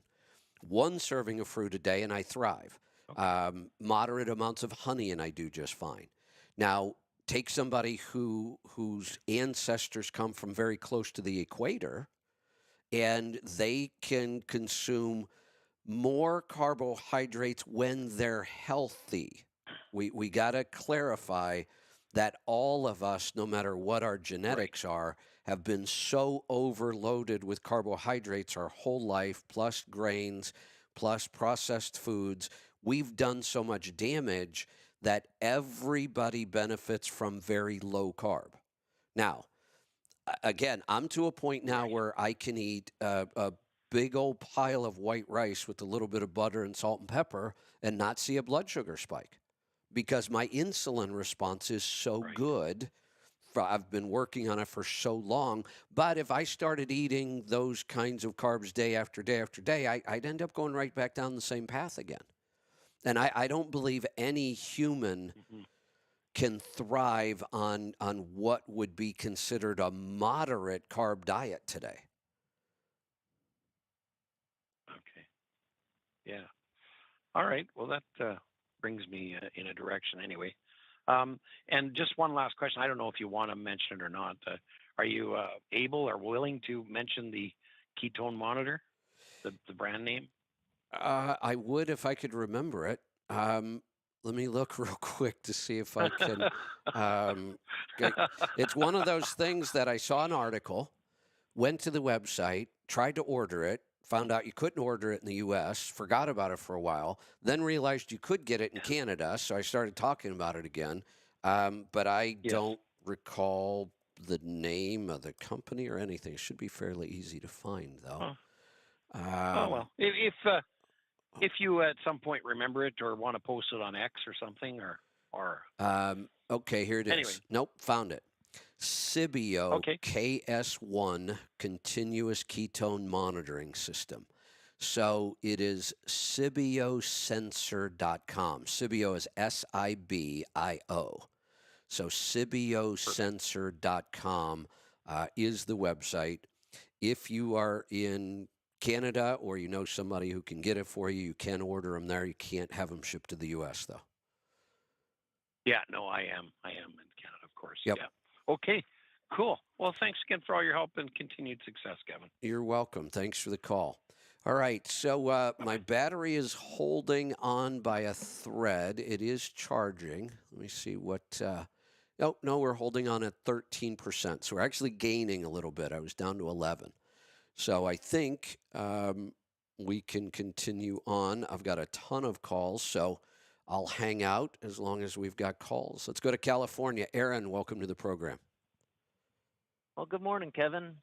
I'm the guy that hauls rice byproducts around California. Okay. And you're talking about rice being sprayed with, I think you said folate, possibly. Folic acid, And more than likely, would be the form, right? Now, I can't speak for all rice mills, but just the ones that I service here in Northern California, that's not happening. I see didn't it think goes so. through the mill from front to back. And so the stuff you're buying and the way you're buying it, I'm sure is just fine. Maybe the stuff that gets sprayed has the word enriched on the label. Yeah, that could be. We do fortify a lot of grains because they have no nutrition of their own. So I'm checking this right now because it's the first time I've heard of this, and I would think that it has to be on the label. But here's the first thing that came up. I think you're onto something. Fortification of rice with vitamins and minerals. Everything you need to know about fortified rice. Folic acid food fortification. That makes sense to me. The government realized that they recommended we eat 8 to 12 servings of grains a day when we should have 0. And when people started eating that many grains in their diet, we started seeing vitamin and mineral deficiencies because grains have almost no nutrition. So they started fortifying them, which is horrible because they fortify with the worst, cheapest forms. And then people think they're getting their nutrition and they're not. So I think there may be some confusion here about is this rice being fortified or not. And that would definitely be on the label if it was. Yeah, well, I see lots of rice that's not fortified. So there's plenty of stuff that's not fortified out there for you, and I'm sure it's the stuff you're buying already. I'm going to double check because I've been buying the same brand forever. I tend to buy Lundberg, organic That's California the stuff I'm hauling. white. I That's kind of it. figured so because it's probably the biggest brand in California. So let's see here if they are fortifying this at all. Doesn't look like it. I don't see. No, I would see it if it was. Yeah. Yeah, organic California long grain white rice. That's the only thing in it. So that I don't see Yep. folic acid being a problem when you just stick with a good brand of organic rice. Make sure it's not being fortified. Exactly. Also, I got a follow up on trigger finger. Years ago, before I started eating clean like we do here, I had trigger finger on one hand, and I ate clean. It went away, and then I was in a pretty severe motorcycle accident, and it came back, and it stayed for a while, probably. So let me 6 or 9 clarify months. something. I've never heard the term trigger finger used like this. Is this what they call Dupuytren's contracture? I don't think so. What is trigger finger? It's the sheath that your tendons glide through in your hand is too tight, or there's a nodular on the tendon. So when it goes through the pulley, it like pops through and it hangs up. So you'll close your hand and your finger will stay closed and it won't open back up. So you might want to look grab up it and pull it straight. You might want to look up this condition called Dupuytren's contracture. Don't ask me how to spell it, but you'll get close enough on a search. And it sounds similar. That the fingers start to contract and they won't go all the way open again. And the test is, can you lay your palm flat on a flat surface, a table, and all your fingers lay down nice and flat? And people they can't get their hand to go all the way flat. There's surgery for it. Now there's a drug for it, but it's another one of those problems with the standard American diet. There may be some similarities. Right. Yeah. With this, I think part of it's inflammation, and it went away the first time because of eating clean. Right. I think it came back because of the motorcycle accident. My hands went through a lot of trauma. Yeah. And then of course, the medical system, you know how they are. They're like, oh yeah, just get a cortisone shot. There's of absolutely course. no side effects. Right. You don't even have to see a doctor. You can just go see a physician's assistant. It really lay it on thick. And I called and I asked you about it. I already knew the answer was don't do it. And that's what you said. And I didn't do it. And I'm here to report that it's gone and I'm fine Good. again. And Good. my hands work great. Or at least one of the one that's Yeah. not completely mangled works great. Right. Yeah. Well, good. So it took some time, but it went away again, and I never did get the cortisone shot. If you remember when I crushed my hand with the rock and had to have the surgery, they said that could be a problem. My pointer finger is actually shorter than it used to be because of the way they had to reconnect the tendons. It pulled it back, so it's a little shorter, and they said you might start to develop that over time, and no signs of it whatsoever. I mean, my hand has healed so well from that. I'm shocked, and I have, from what I mean, it feels like just 100% use of that hand now. I just don't have any symptoms that anything ever went wrong. Oh, that's wonderful news. Yeah. I'm glad to hear that it healed up for you that way. Yeah, I think two Yeah, things. mine, I mine think healed pretty good, but it there's one finger's just not. yeah.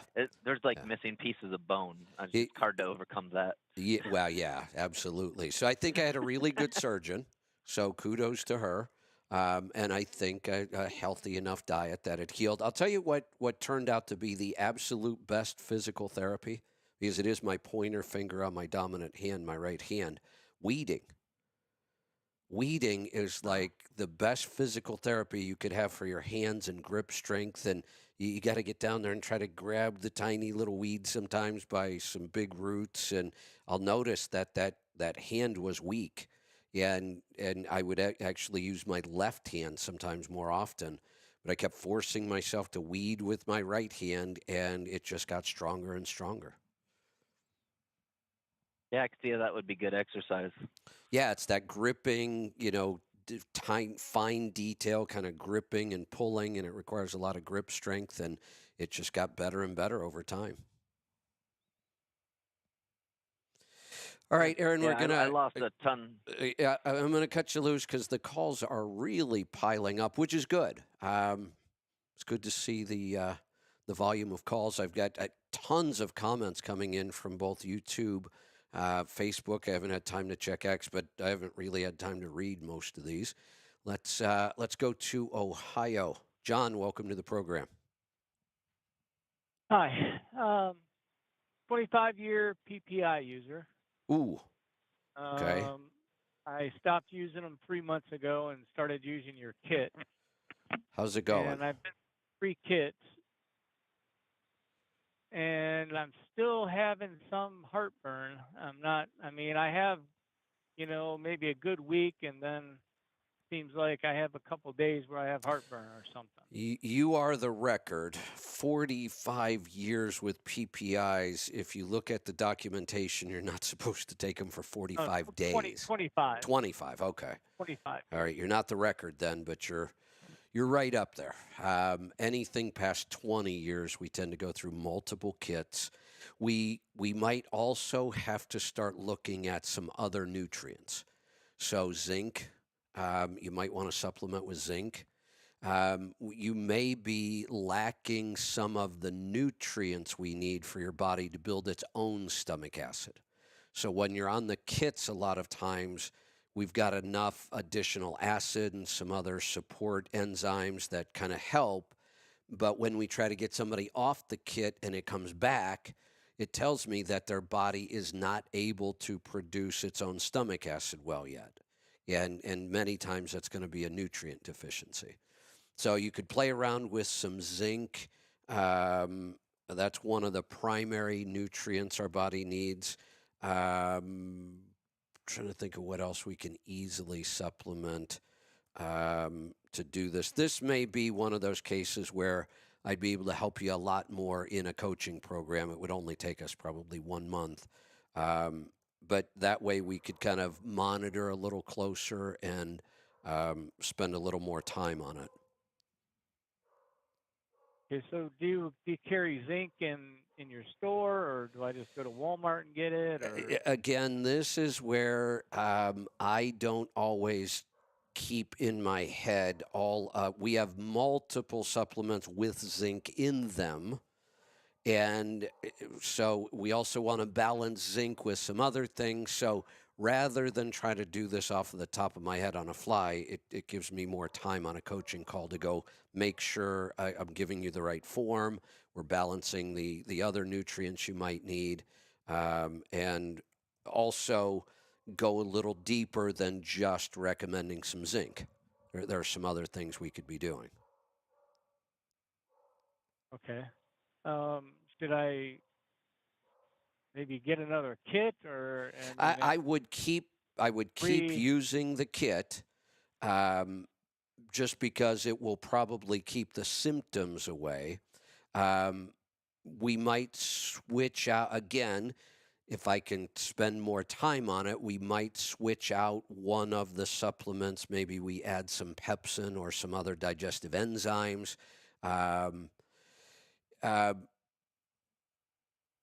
Also, make sure that you are focusing on things like never eat on the run. Always be in a good parasympathetic mode. You've sat down, you've done some breathing to kind of calm yourself, get you into the parasympathetic mode, chew your food better. There are other things we could do. Manuka honey can help with this. So there's a lot of things we can do, but without having enough time right now to go through all the different options, all I could do is throw some out and say, try these. How do I? What do I do to start this coaching thing? It's real simple. You just go to the tribe site and sign up for it. Or if it's hard to find sometimes things on our site because we have so much stuff. If you don't find it right away, on the site is letstrucktribe.com. So you let me make sure it's not tribes. Sometimes I don't even know some of our own websites anymore. Once you're there, that's a $3 a month subscription to be on the site itself. And then it's $72 a month for the coaching. So it's a total of $75 while you're in the program. But you can start and stop it every month if you want.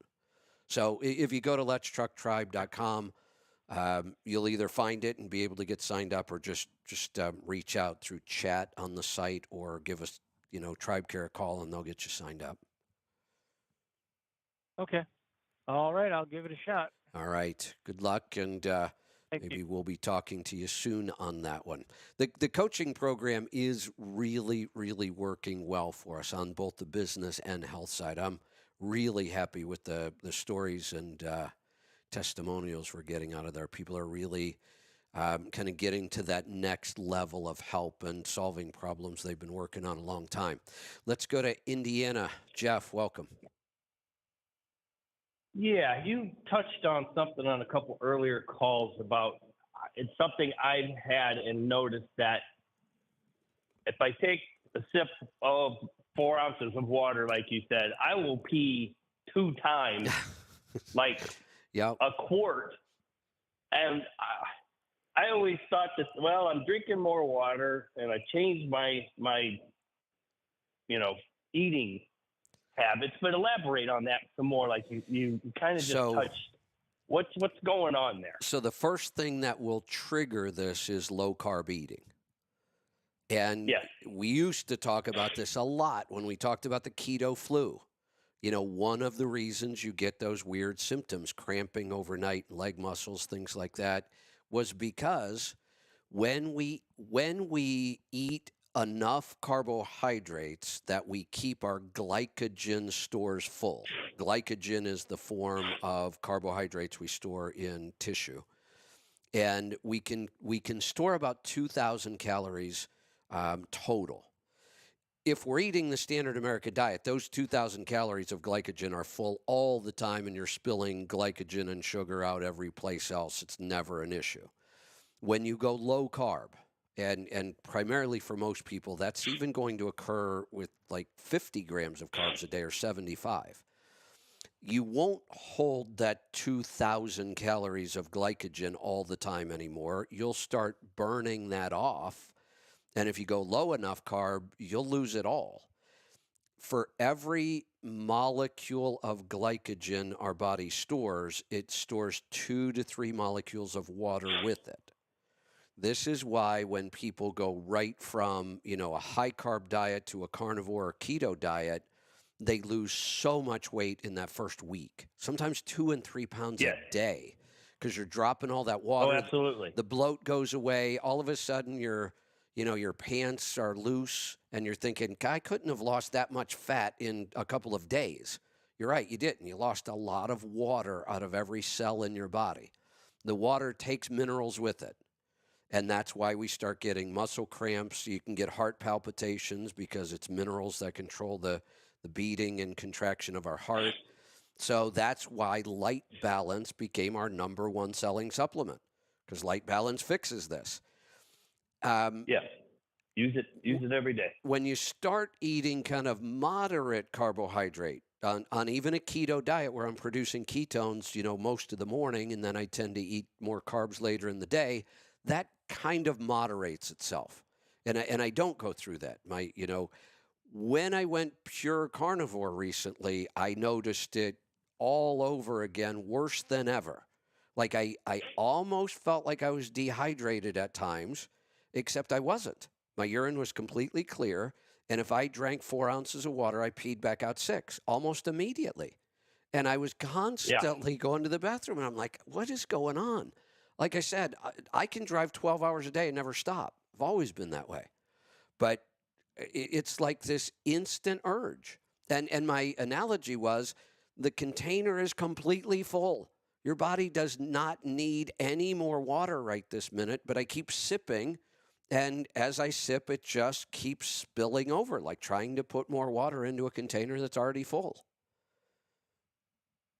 Okay.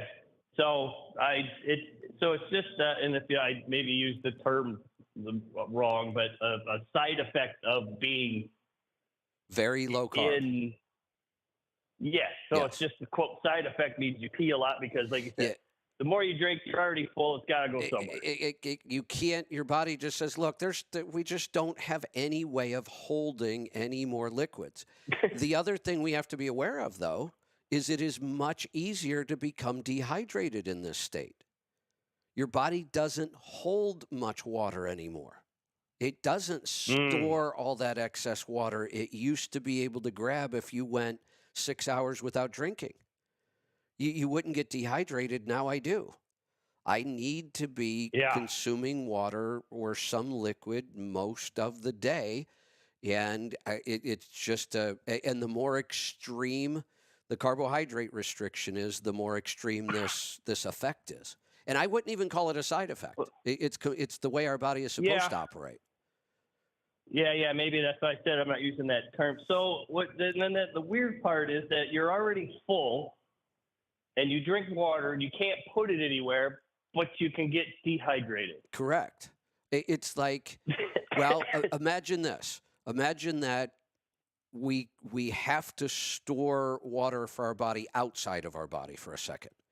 And we get one of those big camelback backpacks that's a big water bladder, and we've got a hose coming out of it, and we can drink whenever we want. And we take that 2-gallon container away, and we give you a pint container and say, this is all the water you can carry around with you. Do you see the difference? We've changed the storage container. The storage container won't hold as much as it used to. Got it. Okay. So that little tiny container is full. That's a little too much scientific, but I get it. Yeah, we've switched to a very small container. It's full all the time, but if we stop drinking, we're going to go through that little container fast, and all of a sudden we're dehydrated. Okay, so if you stop, so you got a smaller container. I see. Right. And then if you stop, you deplete the small container, and that's how you can get. Okay. Yep. But if you have the small container and it's full, and you're adding more, it just stays full. Only there's less fullness. And it's got to spill out constantly because it's full. You can't put any more in. Yeah. There's just not much storage there. Okay. No, I got it. And what the other caller had said, the gout-like symptoms of oxalates. Yeah, I've gone through that. I now believe that there are more cases of oxalate crystals than there are true gout uric acid crystals. Yeah, I'm thinking that too, because I had my uric acid tested and it was like 4.9. Oh, yeah. And it was like very low. There's no way and I'm like, okay. And then Sally came on and you had talked about it, and that was a whole new thing. I got her book, and so I have a handful of almonds now, in late morning and then mid-afternoon. And here's again what we learned over time about this is it seems like if you keep eating the standard American diet, eventually some of the oxalate problems show up. They tend to show up more in kidney stones and gallstones and things like that. But when you go very low carb and eat real whole food and we're not getting all of those oxalates in the diet, that's when the problems show up, because our body finally says, hey, look, we've been cramming oxalates everywhere in the body we can find to store them. And because they keep coming so fast, we don't know what to do. I mean, this is kind of the analogy. So, but once you stop, it's also the body seems to say, hey, look, we finally got a break. Let's start getting rid of all those oxalates we've been storing all these years. So it's one of those things where eating better actually makes the symptoms worse. Well, it's kind of with the smaller water container inside. Is now it starts spilling out. These oxalates are like, hey, we're free. Let's go. And all of a sudden, that seems to be what's it's happening. detrimental. Yeah. And that's why she developed that 250 milligrams a day, allows your body to start eliminating decades of too many oxalates, but do it slow enough that you don't create a whole bunch of uncomfortable symptoms. Got it. Okay. Well, I'm on my 42nd month of my unsustainable keto carnivore diet. So yes, for all these people out there, it's easy. I wouldn't say it's easy to do at the beginning, but now it is not a problem. I look forward to. Not only is it not a problem, having a steak. It's just easier. It's just easier to know, I'm going to eat steak and eggs today because I eat steak and eggs most days. Or, over the weekend, I smoked 3 big racks of ribs. I've been eating ribs for a couple days. I'm going to have ribs again for lunch today. Hard-boiled eggs are a standard snack now. It's just so much easier. Mm-hmm. Yeah, you miss some things in the diet occasionally here and there, and if I really miss something, I'll eat it, other than a grain. But it just really is easier. And no matter how high quality the ribeyes and eggs are, I still spend less now than I ever used to spend on food. Well, there's also, you had a can of corn or can of green beans, and then you had some rice or a rice-a-roni. Right. So now there's less prep time. There's less dishes to clean up. There's a plate, a knife, and a fork. That's all. Yeah, and sometimes just for the fun of it, who needs a plate and a fork? Sometimes it's fun just to grab a ribeye by the bone and start chewing on it. Yep. All right. All right. Thank you. Good talking to you. Go take care of that cough. I think it's going around. Let's go to Kansas. Brandy, welcome. Thanks, Kevin. It was a Me Too call. I kind of got the same thing at the same place. I wasn't at the I can hear it. Louisville, but but I had a delivery in Buckner, and I had a delivery in Erringler, Kentucky, and the weather was crappy. The previous week was near 80. So in the mind that I track things, it's like, then I thought, I also go to the Southwest, and there had been articles once about drivers getting sick by going through the Southwest. And it was just kind of trying to find out where and how and why I got this. Because normally I'm healthy like you, and I've got the same symptom, just like you said. And I don't know how to get rid of it. I thought it was bronchitis, and I started pounding with Mucinex and cough drops, but then I saw on the back of it, this may cause liver damage. So well, there we are, back to the liver damage, right? They want to point out supplements, but it's most of the over-the-counter stuff we're taking that is really, really hard on our liver, and they don't seem to want to talk about that. The pattern this time is, most years we go through cold and flu season. We went through COVID where it changed all the patterns. Now, recently, in the last 12 months, I am finding more and more practitioners who are going through the same thing. We had years of not ever getting sick, and now all of a sudden, if we're around too many people, we're getting sick. And practitioners are saying, I haven't been sick in 10 years, and now I've been sick twice this year. In the last 12 months, something has changed. And I don't know if it's the pathogens or the stress is getting to all of us. I don't know what it is, but it is a pattern, and we're seeing it where people who have been really, really healthy are now fighting these things, either getting them multiple times or getting it, not being able to completely get rid of it. I'm a little freaked out about getting on a plane again next week and being at a big event with a lot of people, because I don't feel like I'm over this yet. Right. Um, Tucker had on, I think, a couple of days ago, a doctor with the COVID or the virus, or maybe it was the shot, but more or less, I think it was called indoctrinated brain. But he mentioned about vitamin D, and I was thinking, it's like you were onto this way before it was suggested, and Vitamin Tucker D. didn't seem to know how. Vitamin D was the first indicator of the difference with COVID outcomes.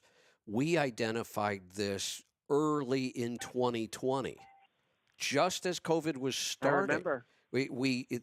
The numbers were there that anybody that showed up in the emergency room with COVID, they were probably there because their vitamin D levels were so low. And they weren't seeing people that had high vitamin D levels either get it or end up in the emergency room. That was one of the very first things we identified. And it makes sense because we were looking for that because we know that's across the board with viruses. Good vitamin D levels help us fight off viruses. That we've known that forever. So it was one of the first things we checked with COVID, and the pattern was clear. Yeah. I watched you on X yesterday, and I was thinking, wow, you've got that big white open space behind you. You need to advertise there. Well, and I was thinking, have you put seen today? Phone numbers. No, I haven't, because I'm driving, and signal times to drop, and then you drop. We have a whole new look. Cameras are all moved. Behind me is a Let's Truck banner, just something we already had in the warehouse. Lisa and Aaron are working on some banner designs. We'd be able to change banners behind us, maybe do some advertising. We're playing around with the idea of now I should probably pay attention to make sure I'm not wearing the same shirt for 3 days, that kind of thing. And we should do something with shirts. We're even playing around with the idea of putting QR codes on the banners or the video, or even if we can make it work on a shirt, so you can just aim your camera. And so that's that. Now that we know that this video streaming is working, it's actually working better than our audio streaming. I have more issues with the audio streaming. That yesterday. The video seems to be just working flawlessly almost everywhere. So this will become a regular thing. We'll do all of our shows live. We're going to start adding our guests and our co-hosts in on video if they choose to. They could always just say no, they don't want to be on. But that's the next step. Friday, we're going to try to see if we can get Joel and Henry and Alec. John Walco must be listening today. He just sent me a text. We haven't heard from John in a while. Maybe he will join us Friday. So we're going to continue on with the video. We're just going to drop it out of our app. We don't really need it in our app. These streaming services are really nice. So we will continue to improve the background and that kind of stuff. Have the phone numbers, both phone numbers, on the wall or somewhere that you can see at any time. So, if you don't mention it or for whatever reason, it's just right there and you can't miss it. Yeah. That would be my only other suggestion. I like it. Good. That's all. All right. Thanks, Kevin. You're welcome. Get better. Hopefully all of us do. Let's, boy, I haven't had to say that in a long, long time. I haven't had to talk about being sick or talk to people who are sick, and something has changed. Let's go to Texas. Larry, welcome to the program. Hey, Kevin, how you doing? Doing good. What's on your mind today? First of all, how do I get the video stream?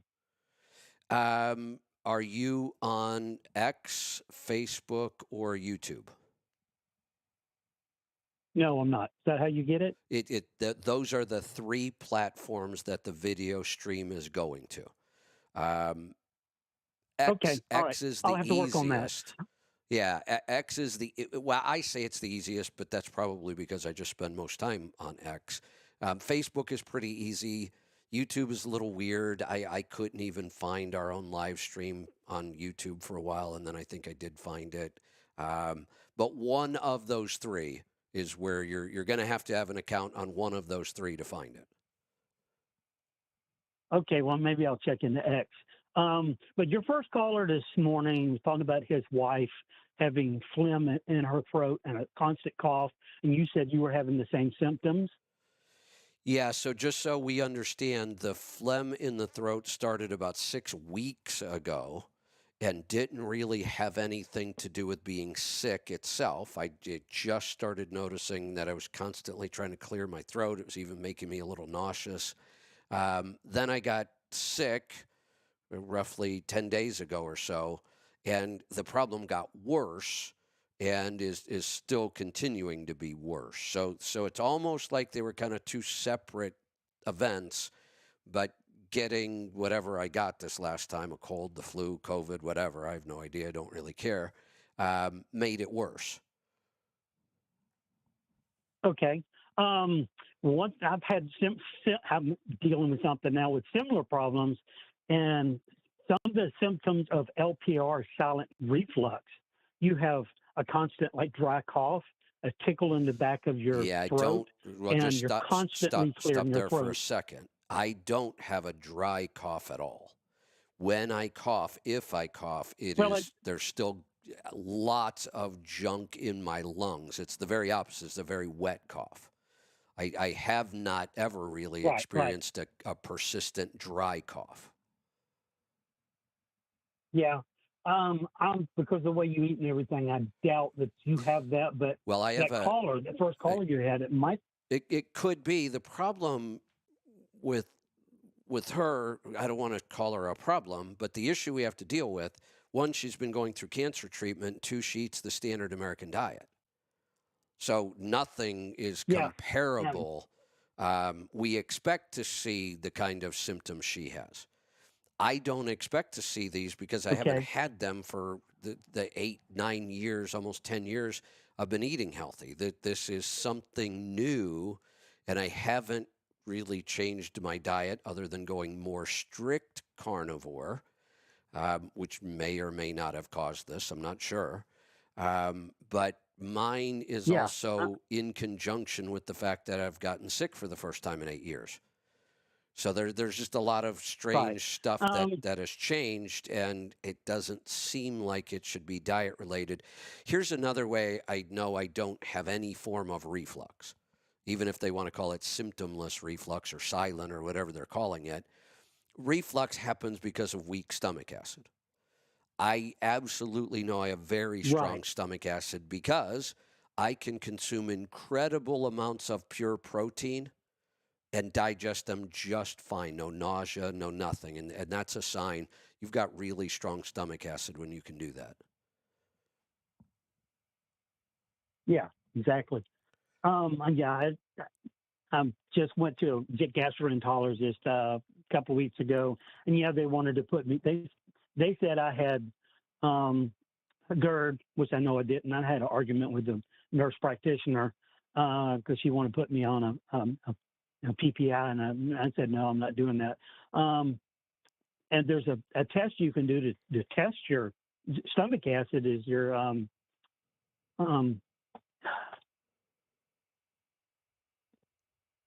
there's a test for it. Let me hold on a second. Let me get to it. Baking soda. Do this on an empty stomach.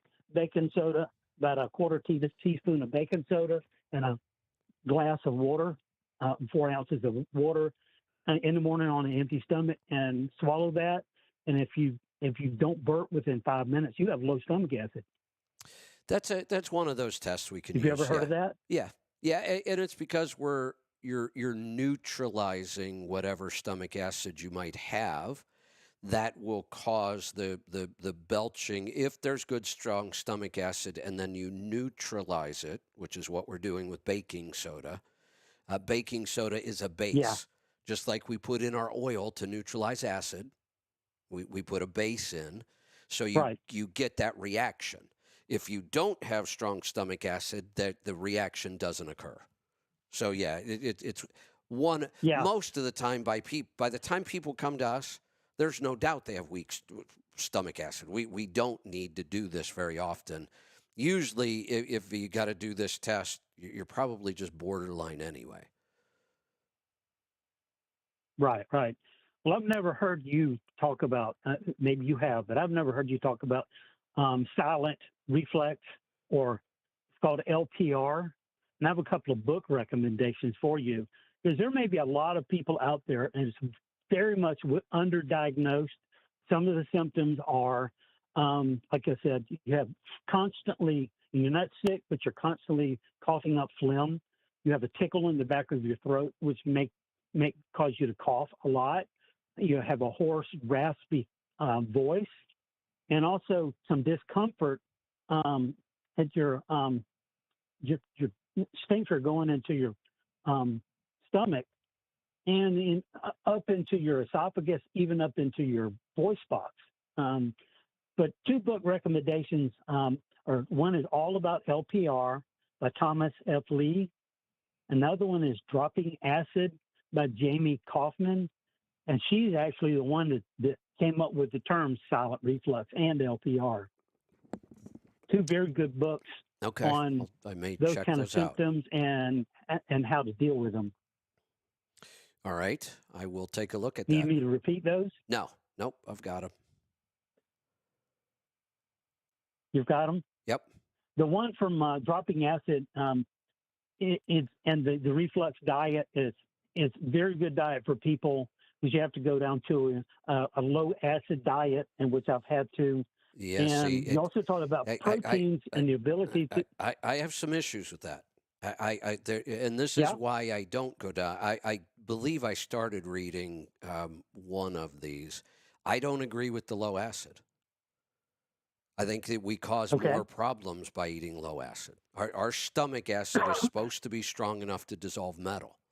It's that we want the most amount and strongest stomach acid we can get.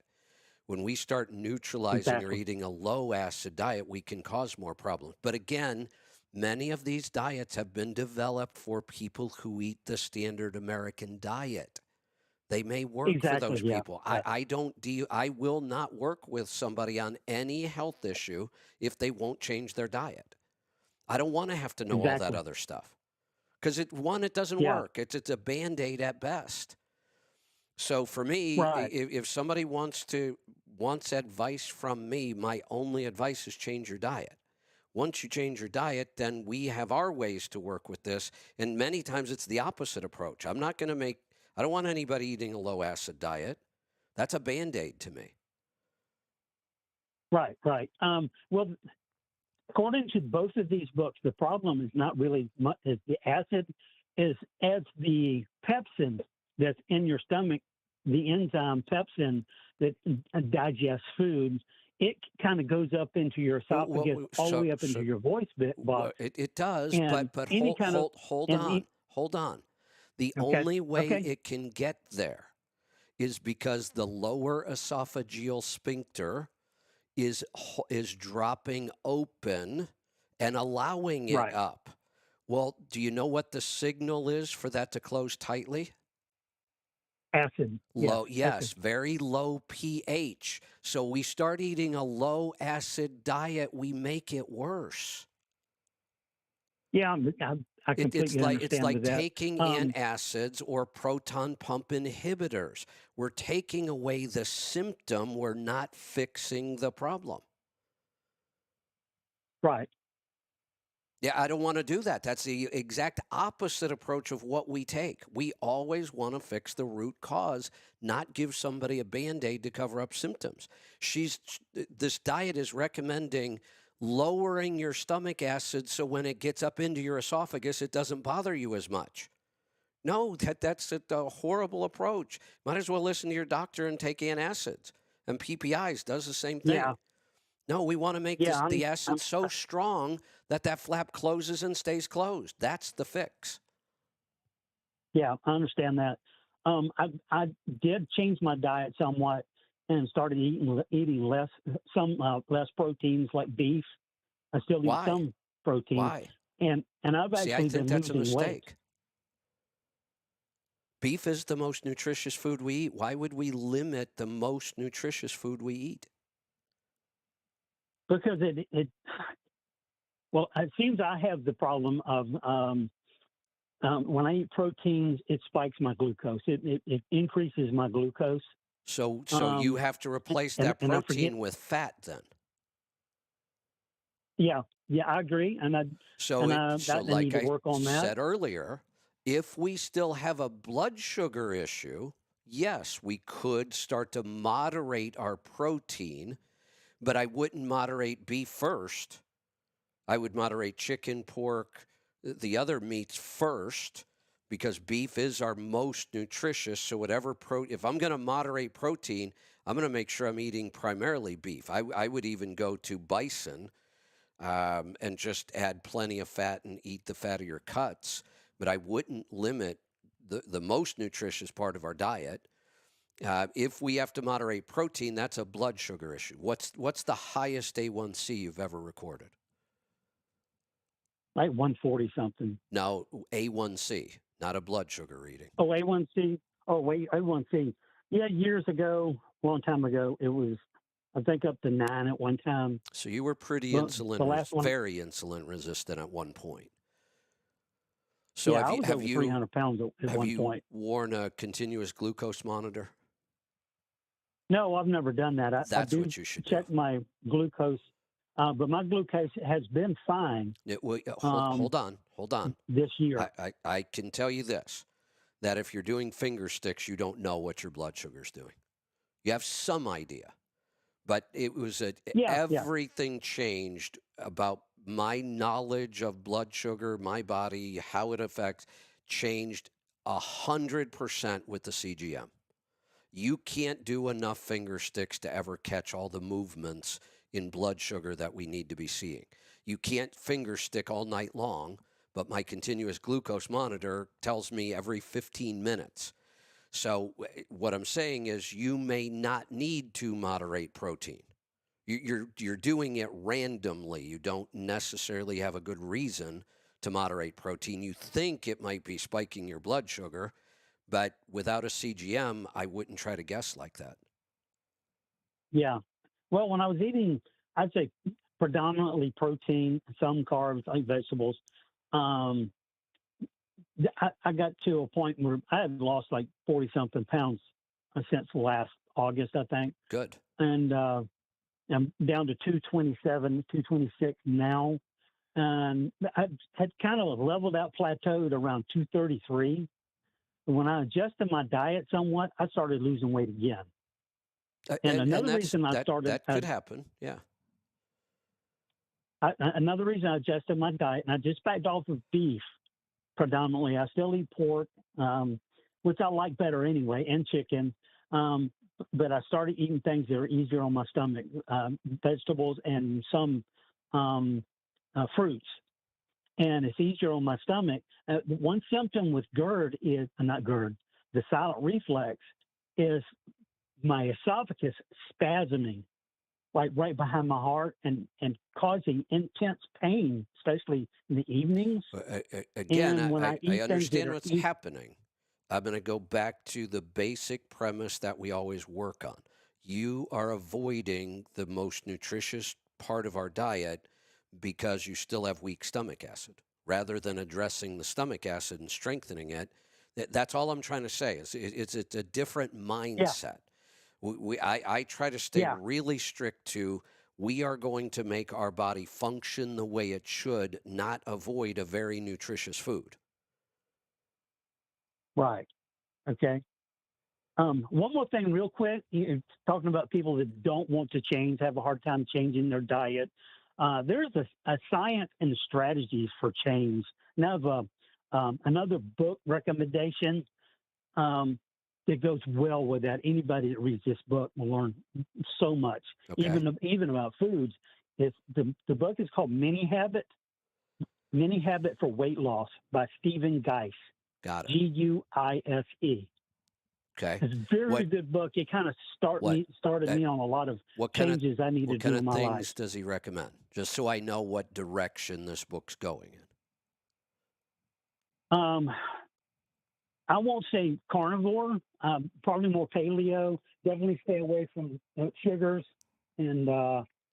Well, wait, but hold on, because there's 1,000 good books that tell us how to eat.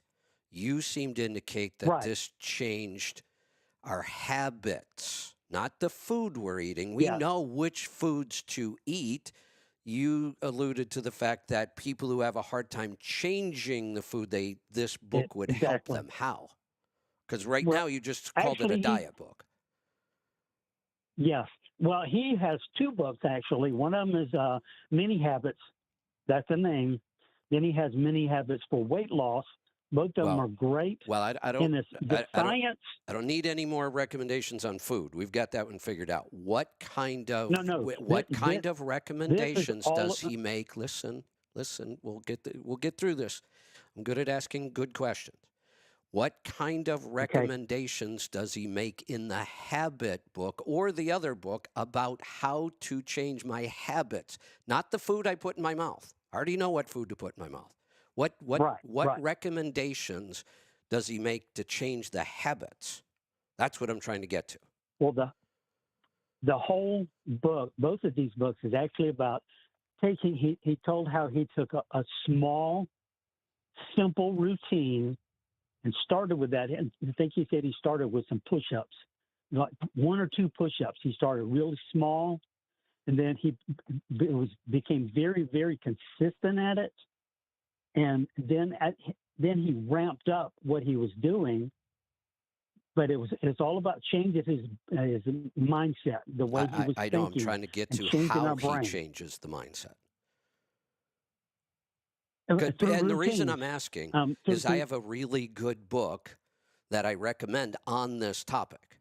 And I'm just trying to find out, do I need to read this one? And I'm trying to get to what are just some of his techniques. I know we need to change our mindset.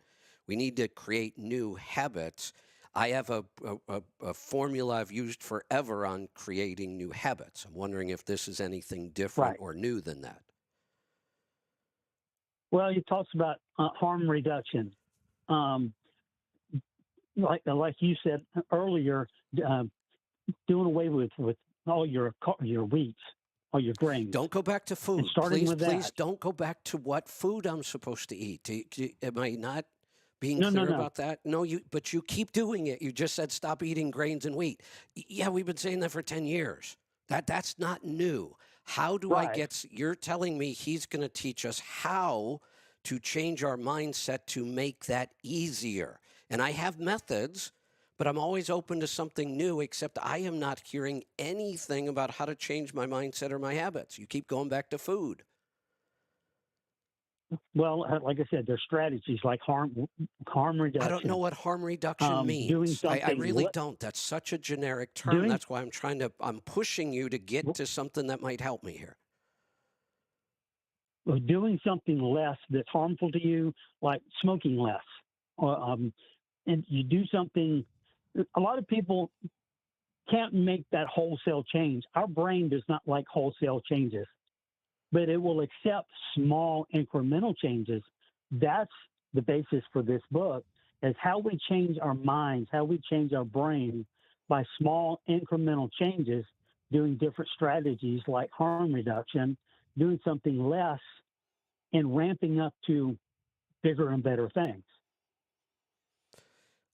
Okay. I mean, I understand the concept, and I've got a great book and strategy that I recommend for that. So what I'm not hearing, I have to be careful about how many books I read, because I try to read 2 a week, and my list keeps getting bigger and bigger.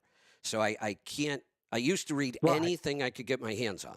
I can't do that anymore. I don't want to waste my time on a book that is not as good as what I'm already using. So I think what I'm going to have to do is go just take a look at maybe a summary of the book or something? Because I'm Yeah. This is very simple, and this guy is not a scientist or anything, but he did find some great ways to be able to help people turn that ship around and change their life in very simple ways, and very practical, simple ways. And it may not be the book for you, but it may be a good book for others out there that need to be able to change the way they think, their mindset. so and just be able again, to make and those changes in their life incrementally. I don't mean to be argumentative, but if it's a topic that I've already got a good recommendation on, it works. I have strategies I've been teaching. I can't recommend a book that I'm not going to go read. And I'm not going to go read this unless there sounds like there's some big breakthrough here that I'm not hearing. I understand the small changes. I've got two great books that I've recommended for years, and more than likely I'll just stick with those. They work. I'm glad this one worked for you. I'm glad that you read it. Somebody else may hear it and decide to go read it. I've also seen around food and diet, there's a whole program that's heavily advertised called Noom. And the whole point of it doesn't tell you what to eat. I think it's all garbage, absolute garbage. I would not want anybody going anywhere near that program. It's a bunch of bullshit that they've tried for years that doesn't work. They just spend a ton of money on marketing. But I would recommend against a program like that. So I have to be careful from where I stand how and what I recommend. People listen to this show for very specific recommendations. So I don't mean to sound so argumentative, but I've done this long enough to know I'll get a call from somebody and they'll go, I can't believe you recommended that book. It tells me to eat 18 small meals a day. And so I got to be careful. I'm not recommending a book that is giving out the exact opposite of what I've been telling people. And I can't go read them all. I just don't have time. Yeah, I've read quite a few books about how to make changes, and I've actually written a manuscript about it. That was one of the first books that I read that was just very simple and was written by, a guy that he didn't have a doctorate in anything, no letters behind his name, but what he said was so common sense, and it just put me down a path where I started reading a lot of other books. And what I learned from that basically is in order to change, you've got to start small and simple. Well, hold on. Because I'm going to push back again, and I just talked about this earlier. Specifically in diet, I take the opposite approach. I think small changes derail more people than they help. There might be some personalities that can work through that, but I haven't seen it very often. What I've seen is you make a bunch of small changes, which are still annoying. I still have to change my life. I have to do things differently, and I don't get results diet-wise because our diet is such a mess and we're so unhealthy. So there's a reason where if you apply this philosophy to eating, I'm going to say no. It has not been my experience that works very well. My experience is if you want to stick to this, make a big enough change right on day one that you get results within 7 days. I've seen these programs take 7 months to produce any kind of significant change. People don't stick with things if they don't see improvements. So again, this is why I am argumentative about it now, because I have a feeling I would disagree with this being applied to diet the way he does it. I understand how you think. My thinking is, because I was like this, is if people, it's all about changing their mind, changing the way they think, because perspective is everything. You change the way you think, you change the way you behave. And for some people, like I said, the way our brain thinks, a lot of times is it's hard for many people to make large wholesale changes. Well, that's not my experience. not with diet. And if it is, when somebody can't make that change, they need to go find another practitioner. I can't be everything to everybody. I can't work with somebody who says, I'm going to moderate my diet and stop eating. I'm going to start eating less sugar and less grain. Sorry, go find another practitioner. That just doesn't work for me, and I'm not going to spend my time or waste my time. I have very, very set ways of doing things that come from pure experience and feedback and reading and testing. I know what works for me. I know what works for other people, and I don't want to spend time with somebody who says, well, that doesn't work for me. Well, okay, go find somebody that can help you with that then, because I'm the wrong person for you. Right. Yeah. I understand. I do not disagree. So it sounds like there's an opportunity for you that this resonates more for you. Maybe this is the way it works for you. So that would be something good for you to promote and help people with, but not me. Yeah, exactly. And not just about diet, but other things in people's lives. Just so people know, here's my book recommendation on habits. It's called The Power of Habit, Why We Do What We Do in Life and Business by Charles Duhigg. That's one of my favorites. And then there's another book that goes along with that. And I think it was written by Chip Heath and somebody else. But I'm having a hard time finding that one.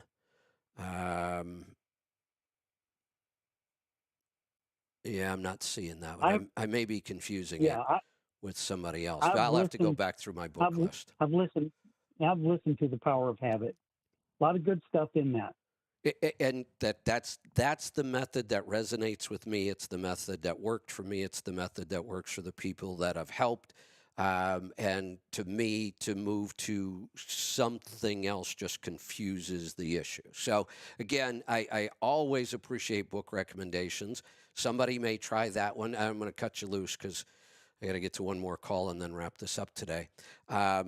I appreciate it. It's just I am careful about what I recommend on the air. And it's always going to be that way. Let's go to Michigan. John, welcome to the program. How you doing, Kevin? Good. What's on your mind today? Well, last week I had a stroke. Ooh, sorry to hear that. Well, I'm fortunate. I guess I'm blessed because I still got no deficits. So just a little bit of thinking how to word things that's it. But other than that, I'm fine. But now let me ask you something before we go on. I just have to when this topic comes up now. Did you get the COVID vaccine at all? No. Okay. All right. How old are you? 58. And tell me about your diet. Any changes to your diet? Do you still eat the standard American diet? If you changed, what did you change to and when?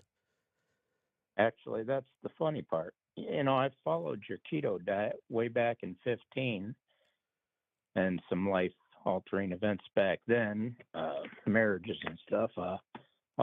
Everything fell apart, but I was feeling pretty bad about 3 weeks ago. I just didn't feel good. And I said, you know, I got to get back on that keto diet. I said, I felt really good doing that, and I lost weight.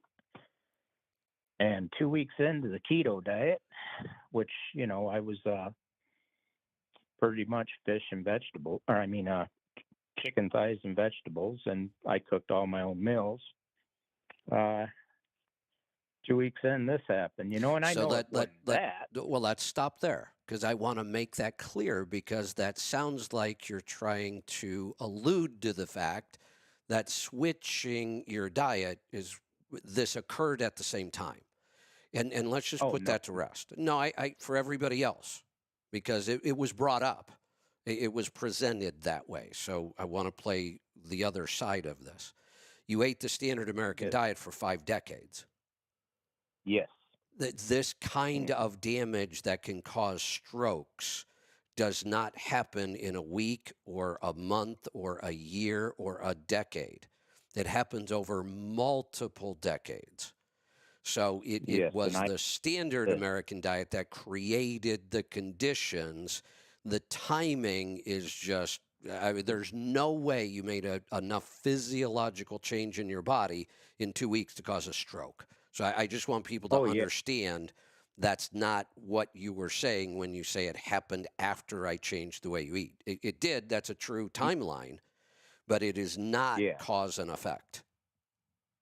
Well, the best thing you can possibly do ever, anytime, but now, especially after having a stroke, is get back to a more strict paleo, keto, carnivore diet. And that's the plan, and that's why I'm going to start working with you. Good. But yeah, I think that's why I actually wasn't feeling so good. I think it was the signs, and I just wasn't listening. So I don't think I was listening for a few years. The book I just read just recently, and again, it's a tough book to read.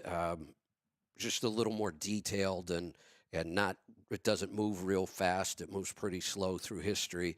Rethinking Diabetes, because what you have, I could almost guarantee you have metabolic syndrome, which starts with loss of blood sugar control because of the standard American diet. It leads to heart disease, which is the #1 killer of people, but that stemmed from the insulin resistance, and the years and years of high blood sugar and high insulin is what damaged your arteries.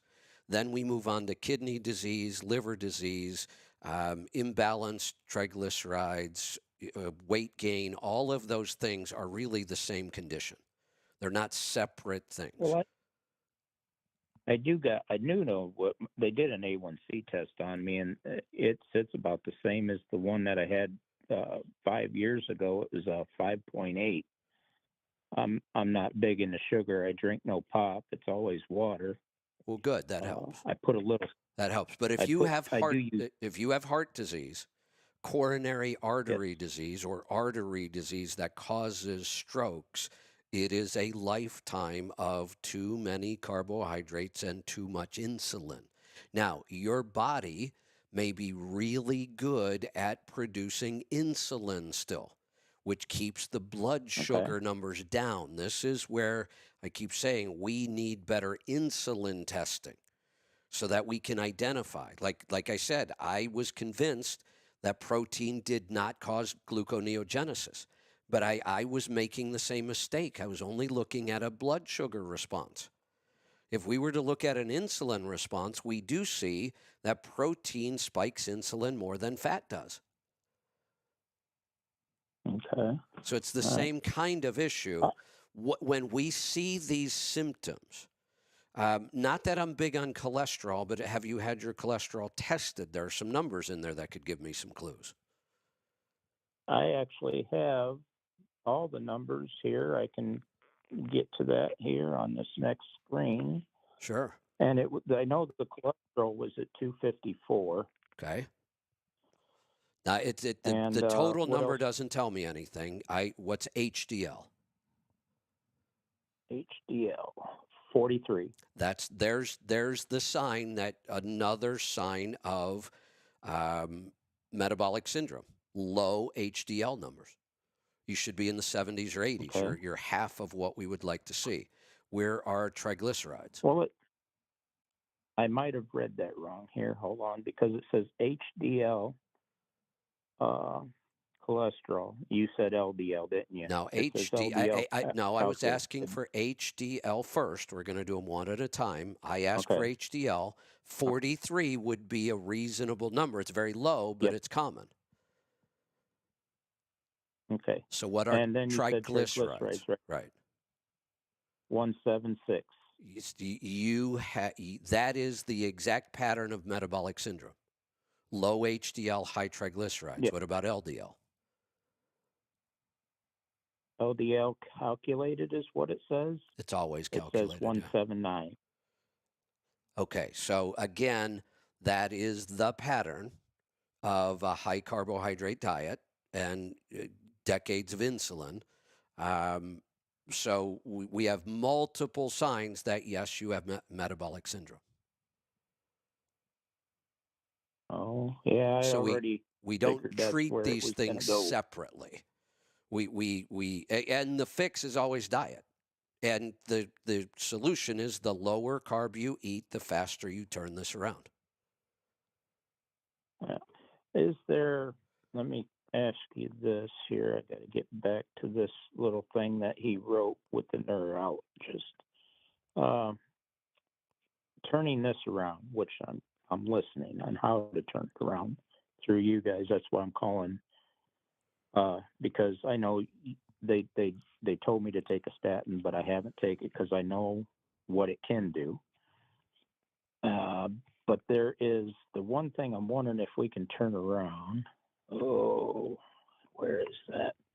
It said I had significant blockage in a certain artery that they said cannot be operated on. You can't put a we probably should not. With stents, about 80% of the time, stents are unnecessary and a bad idea. They just make a lot of money doing them. Yeah. I'm not big on surgeries. So the way we turn this around is diet, just like we turn everything else around. Okay, and I figured that we could do it that way, and that's what I was hoping for, because I don't want to. I'm going to make another strong recommendation. What's that? Because of what you've been through, I would highly recommend that even if you want to work directly with me in the coaching program, that's just going to be pure nutrition. With the conditions you have, I would highly recommend a workup with Dr. Wolfson's team. You may have Dr. Wolfson, Jack Wolfson. He's a cardiologist, been a cardiologist his whole life. His father was a cardiologist, but he realized that doing the statins and the stents, and he was just killing people slowly. And he is now a fully functional, holistic cardiologist. He's in the Phoenix area, Scottsdale, but you can do everything remotely. I will be down there next week doing a full workup myself with his team and him. You have a cardiac condition that I believe should be monitored by a cardiologist for now. Okay, yeah. All right. And I am wearing a heart monitor right now. I mean, I'm still going to listen to the doctors somewhat, but let me give you some advice. I've never found anybody successfully split the two systems. Our sick care system, which is what you're in now, is 180 degrees away from what Dr. Wolfson practices. He knows both because he's done both, and he no longer does any of those. What I've found is when you try to straddle those systems, you end up with such conflicting advice that you don't know what to do. And you leave your doctor's office with a prescription. Then you go to the functional doctor, and he wants to get you on a supplement or a dietary change. It has never worked in my experience. I tell people, look, if you like your current doctor, stick with them. And just get the results that you're going to get, which means you're going to be recommended stents and statins and drugs and blood thinners, and that is what they do. They do not believe in supplementation. They will tell you right out, no, I can't recommend that supplement. There's no scientific proof that it works. That's their standard answer. Then you're going to go to Dr. Wolfson, and he's going to say, no, that stent would be a bad idea.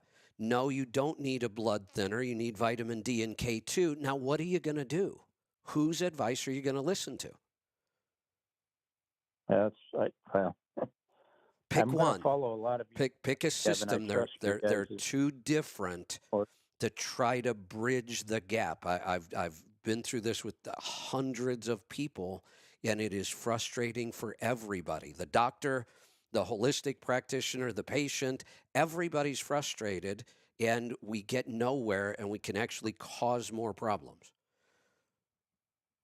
Okay. All right. Well, I guess we're going to get a hold of this Dr. Wolfson. Try to figure out how to get all that. Give it a taken care of. I'm gonna shot. start with your coaching. You've experienced this medical system your whole life, and we see where we are. Give this a shot and listen to what they say and see if it makes sense for you. That sounds like it'll have to be the plan, but I'm going to get on with your coaching. That's good. I mean, the And coaching you is work- so inexpensive, and we can really, and that way, when you do go to Dr. Wolfson, you can just show me all your results, and I can kind of compare the two with you and help you think through them. And you say that can all be done over the internet. I don't even have to go out there, right? Yeah, you can do. Now, they may send you to a local lab. They'll put in orders for what they want tested.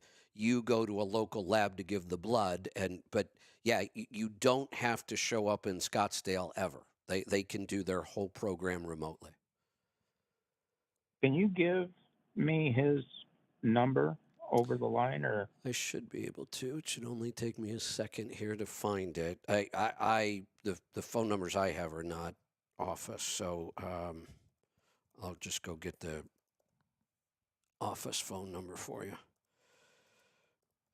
They have a great team down there, by the way. You can choose to work directly with Dr. Wolfson himself, which is what I'll be doing, or he has a whole team of really good doctors, and they're slightly less expensive. His time is really booked up, and he has to cover that. All right, you ready for a number here? Yes. Okay, 480-535-6844. Now, I just looked that up quick, so, but I'm pretty sure that's right from his website, so that should get you in there. Well, and I'll look up his website too if I can't get through that way, but I'm sure there's probably better ways to clear out these arteries naturally, and absolutely, absolutely. Medical field will tell you there's not, but well, they also tell us we can't about reverse diabetes, and we do it day after day after day, and we have been for 10 years. Yes. So the one I'm worried about is it says I got severe irregular high-grade stenosis of proximal to the mid-basal artery, and that's the one that is this is why choking me out. This is why I send people to Dr. Wolfson. You might as well have just been speaking French to me. I have no idea what that means, and I don't want to know. I don't want to go to medical school to learn all that stuff. That's why we have a team that we can refer people to that will absolutely understand that and explain it to you. All right. Well, I appreciate you, Kevin. I appreciate that contact number. When I get off the phone with you, I'm calling them and see if I can start the process. Excellent. And report back. I'd love to hear how that process is working for people. I'll be reporting back on my results from doing the full workup directly with Dr. Wolfson. All right, so we've got a little time left. I see we've got another call in the screening room right now, so I will hang out here for just a minute. Looks like our live streams are still going well, getting lots of comments in from both YouTube and Facebook. Lots of listeners on X, viewers, I guess we could call them now. All right, so let's see. There we go. I don't want to get started on another topic. We'll just go right to this call. Let's go to Tennessee. Paul, welcome. Hey, Kevin, how are you? Doing good. What's on your mind today? Oh, I filled out a NutriQ. I guess last week I already got my results back, but okay. Here's the problem I'm having. And one of the questions on there is number 116, where it asks, feeling spacey or unreal? Yes. I've been having issues with that for probably a solid year and a half. Okay. That's annoying.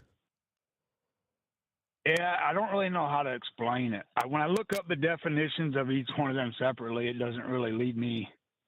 Yeah, you're not going to get. I mean, I kind of got some of the symptoms, but I don't. Some of that stuff, like they're telling you the world's flat, and I don't have that. But I Right. go to a lot of familiar places, Right. and do stuff familiar every day. Where there's days where it just feels almost. I guess the easiest way for me to explain it: if you've been away from home for a couple months and you go home, things feel different. It feels that way for me every day. Disorienting can kind of be a word. The problem with this is it's hard for us to describe.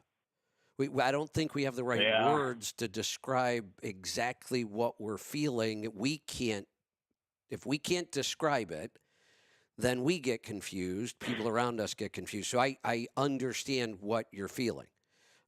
Even if you can't describe it well, I've experienced it to know what it is you're talking about. And I would have the same issue. I don't know how to describe it either. There's this weird feeling that I get occasionally like this, that the only way I can describe it, and it just doesn't make sense, is I start to feel like I'm hollow inside. But that doesn't make any sense. What does that mean? It's the only word that I can come up with. And that's different than this disoriented, kind of spacey, weird feeling that I don't know what words to use. You're not going to find a lot of good anything on this. I haven't read anything in a book. I've done read all kinds of It's almost like being research buzzed papers. Yeah, from drinking, kind of. You're there, but you're not really there. It's just the best way to describe it is your brain is not operating the way it normally does. That's kind of the overriding difference. Like you said, our mind has been altered in a way, not exactly like alcohol, but close. Not exactly like cannabis, but close. So I understand what you're saying, and we're not going to be able to get to any better words or explanations. I've tried.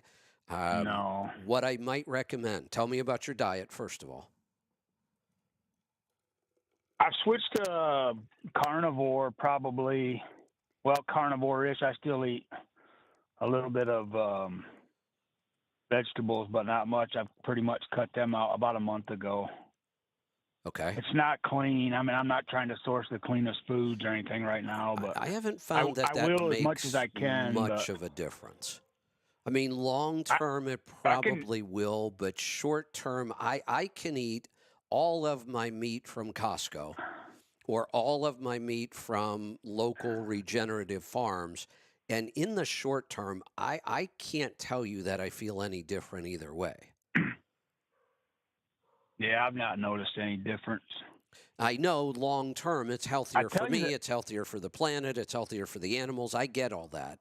But direct how I feel, I can't find any real difference at all. So I don't think that there's any big impact from that. Now, did the spacey kind of strange feeling happen after you went more carnivore? No, it's not changed at all. Okay, it didn't change it at all. I will say this. I had the COVID shot in 2022, and let me take that back. I had the COVID shot in, what's this, 2021, I got the COVID shot. Okay, and so then now about I have a year recommendation. later in July, I got COVID. I have a recommendation then. But I would say since July of 2022, it's progressively got worse, but within the last year, it's stayed the same.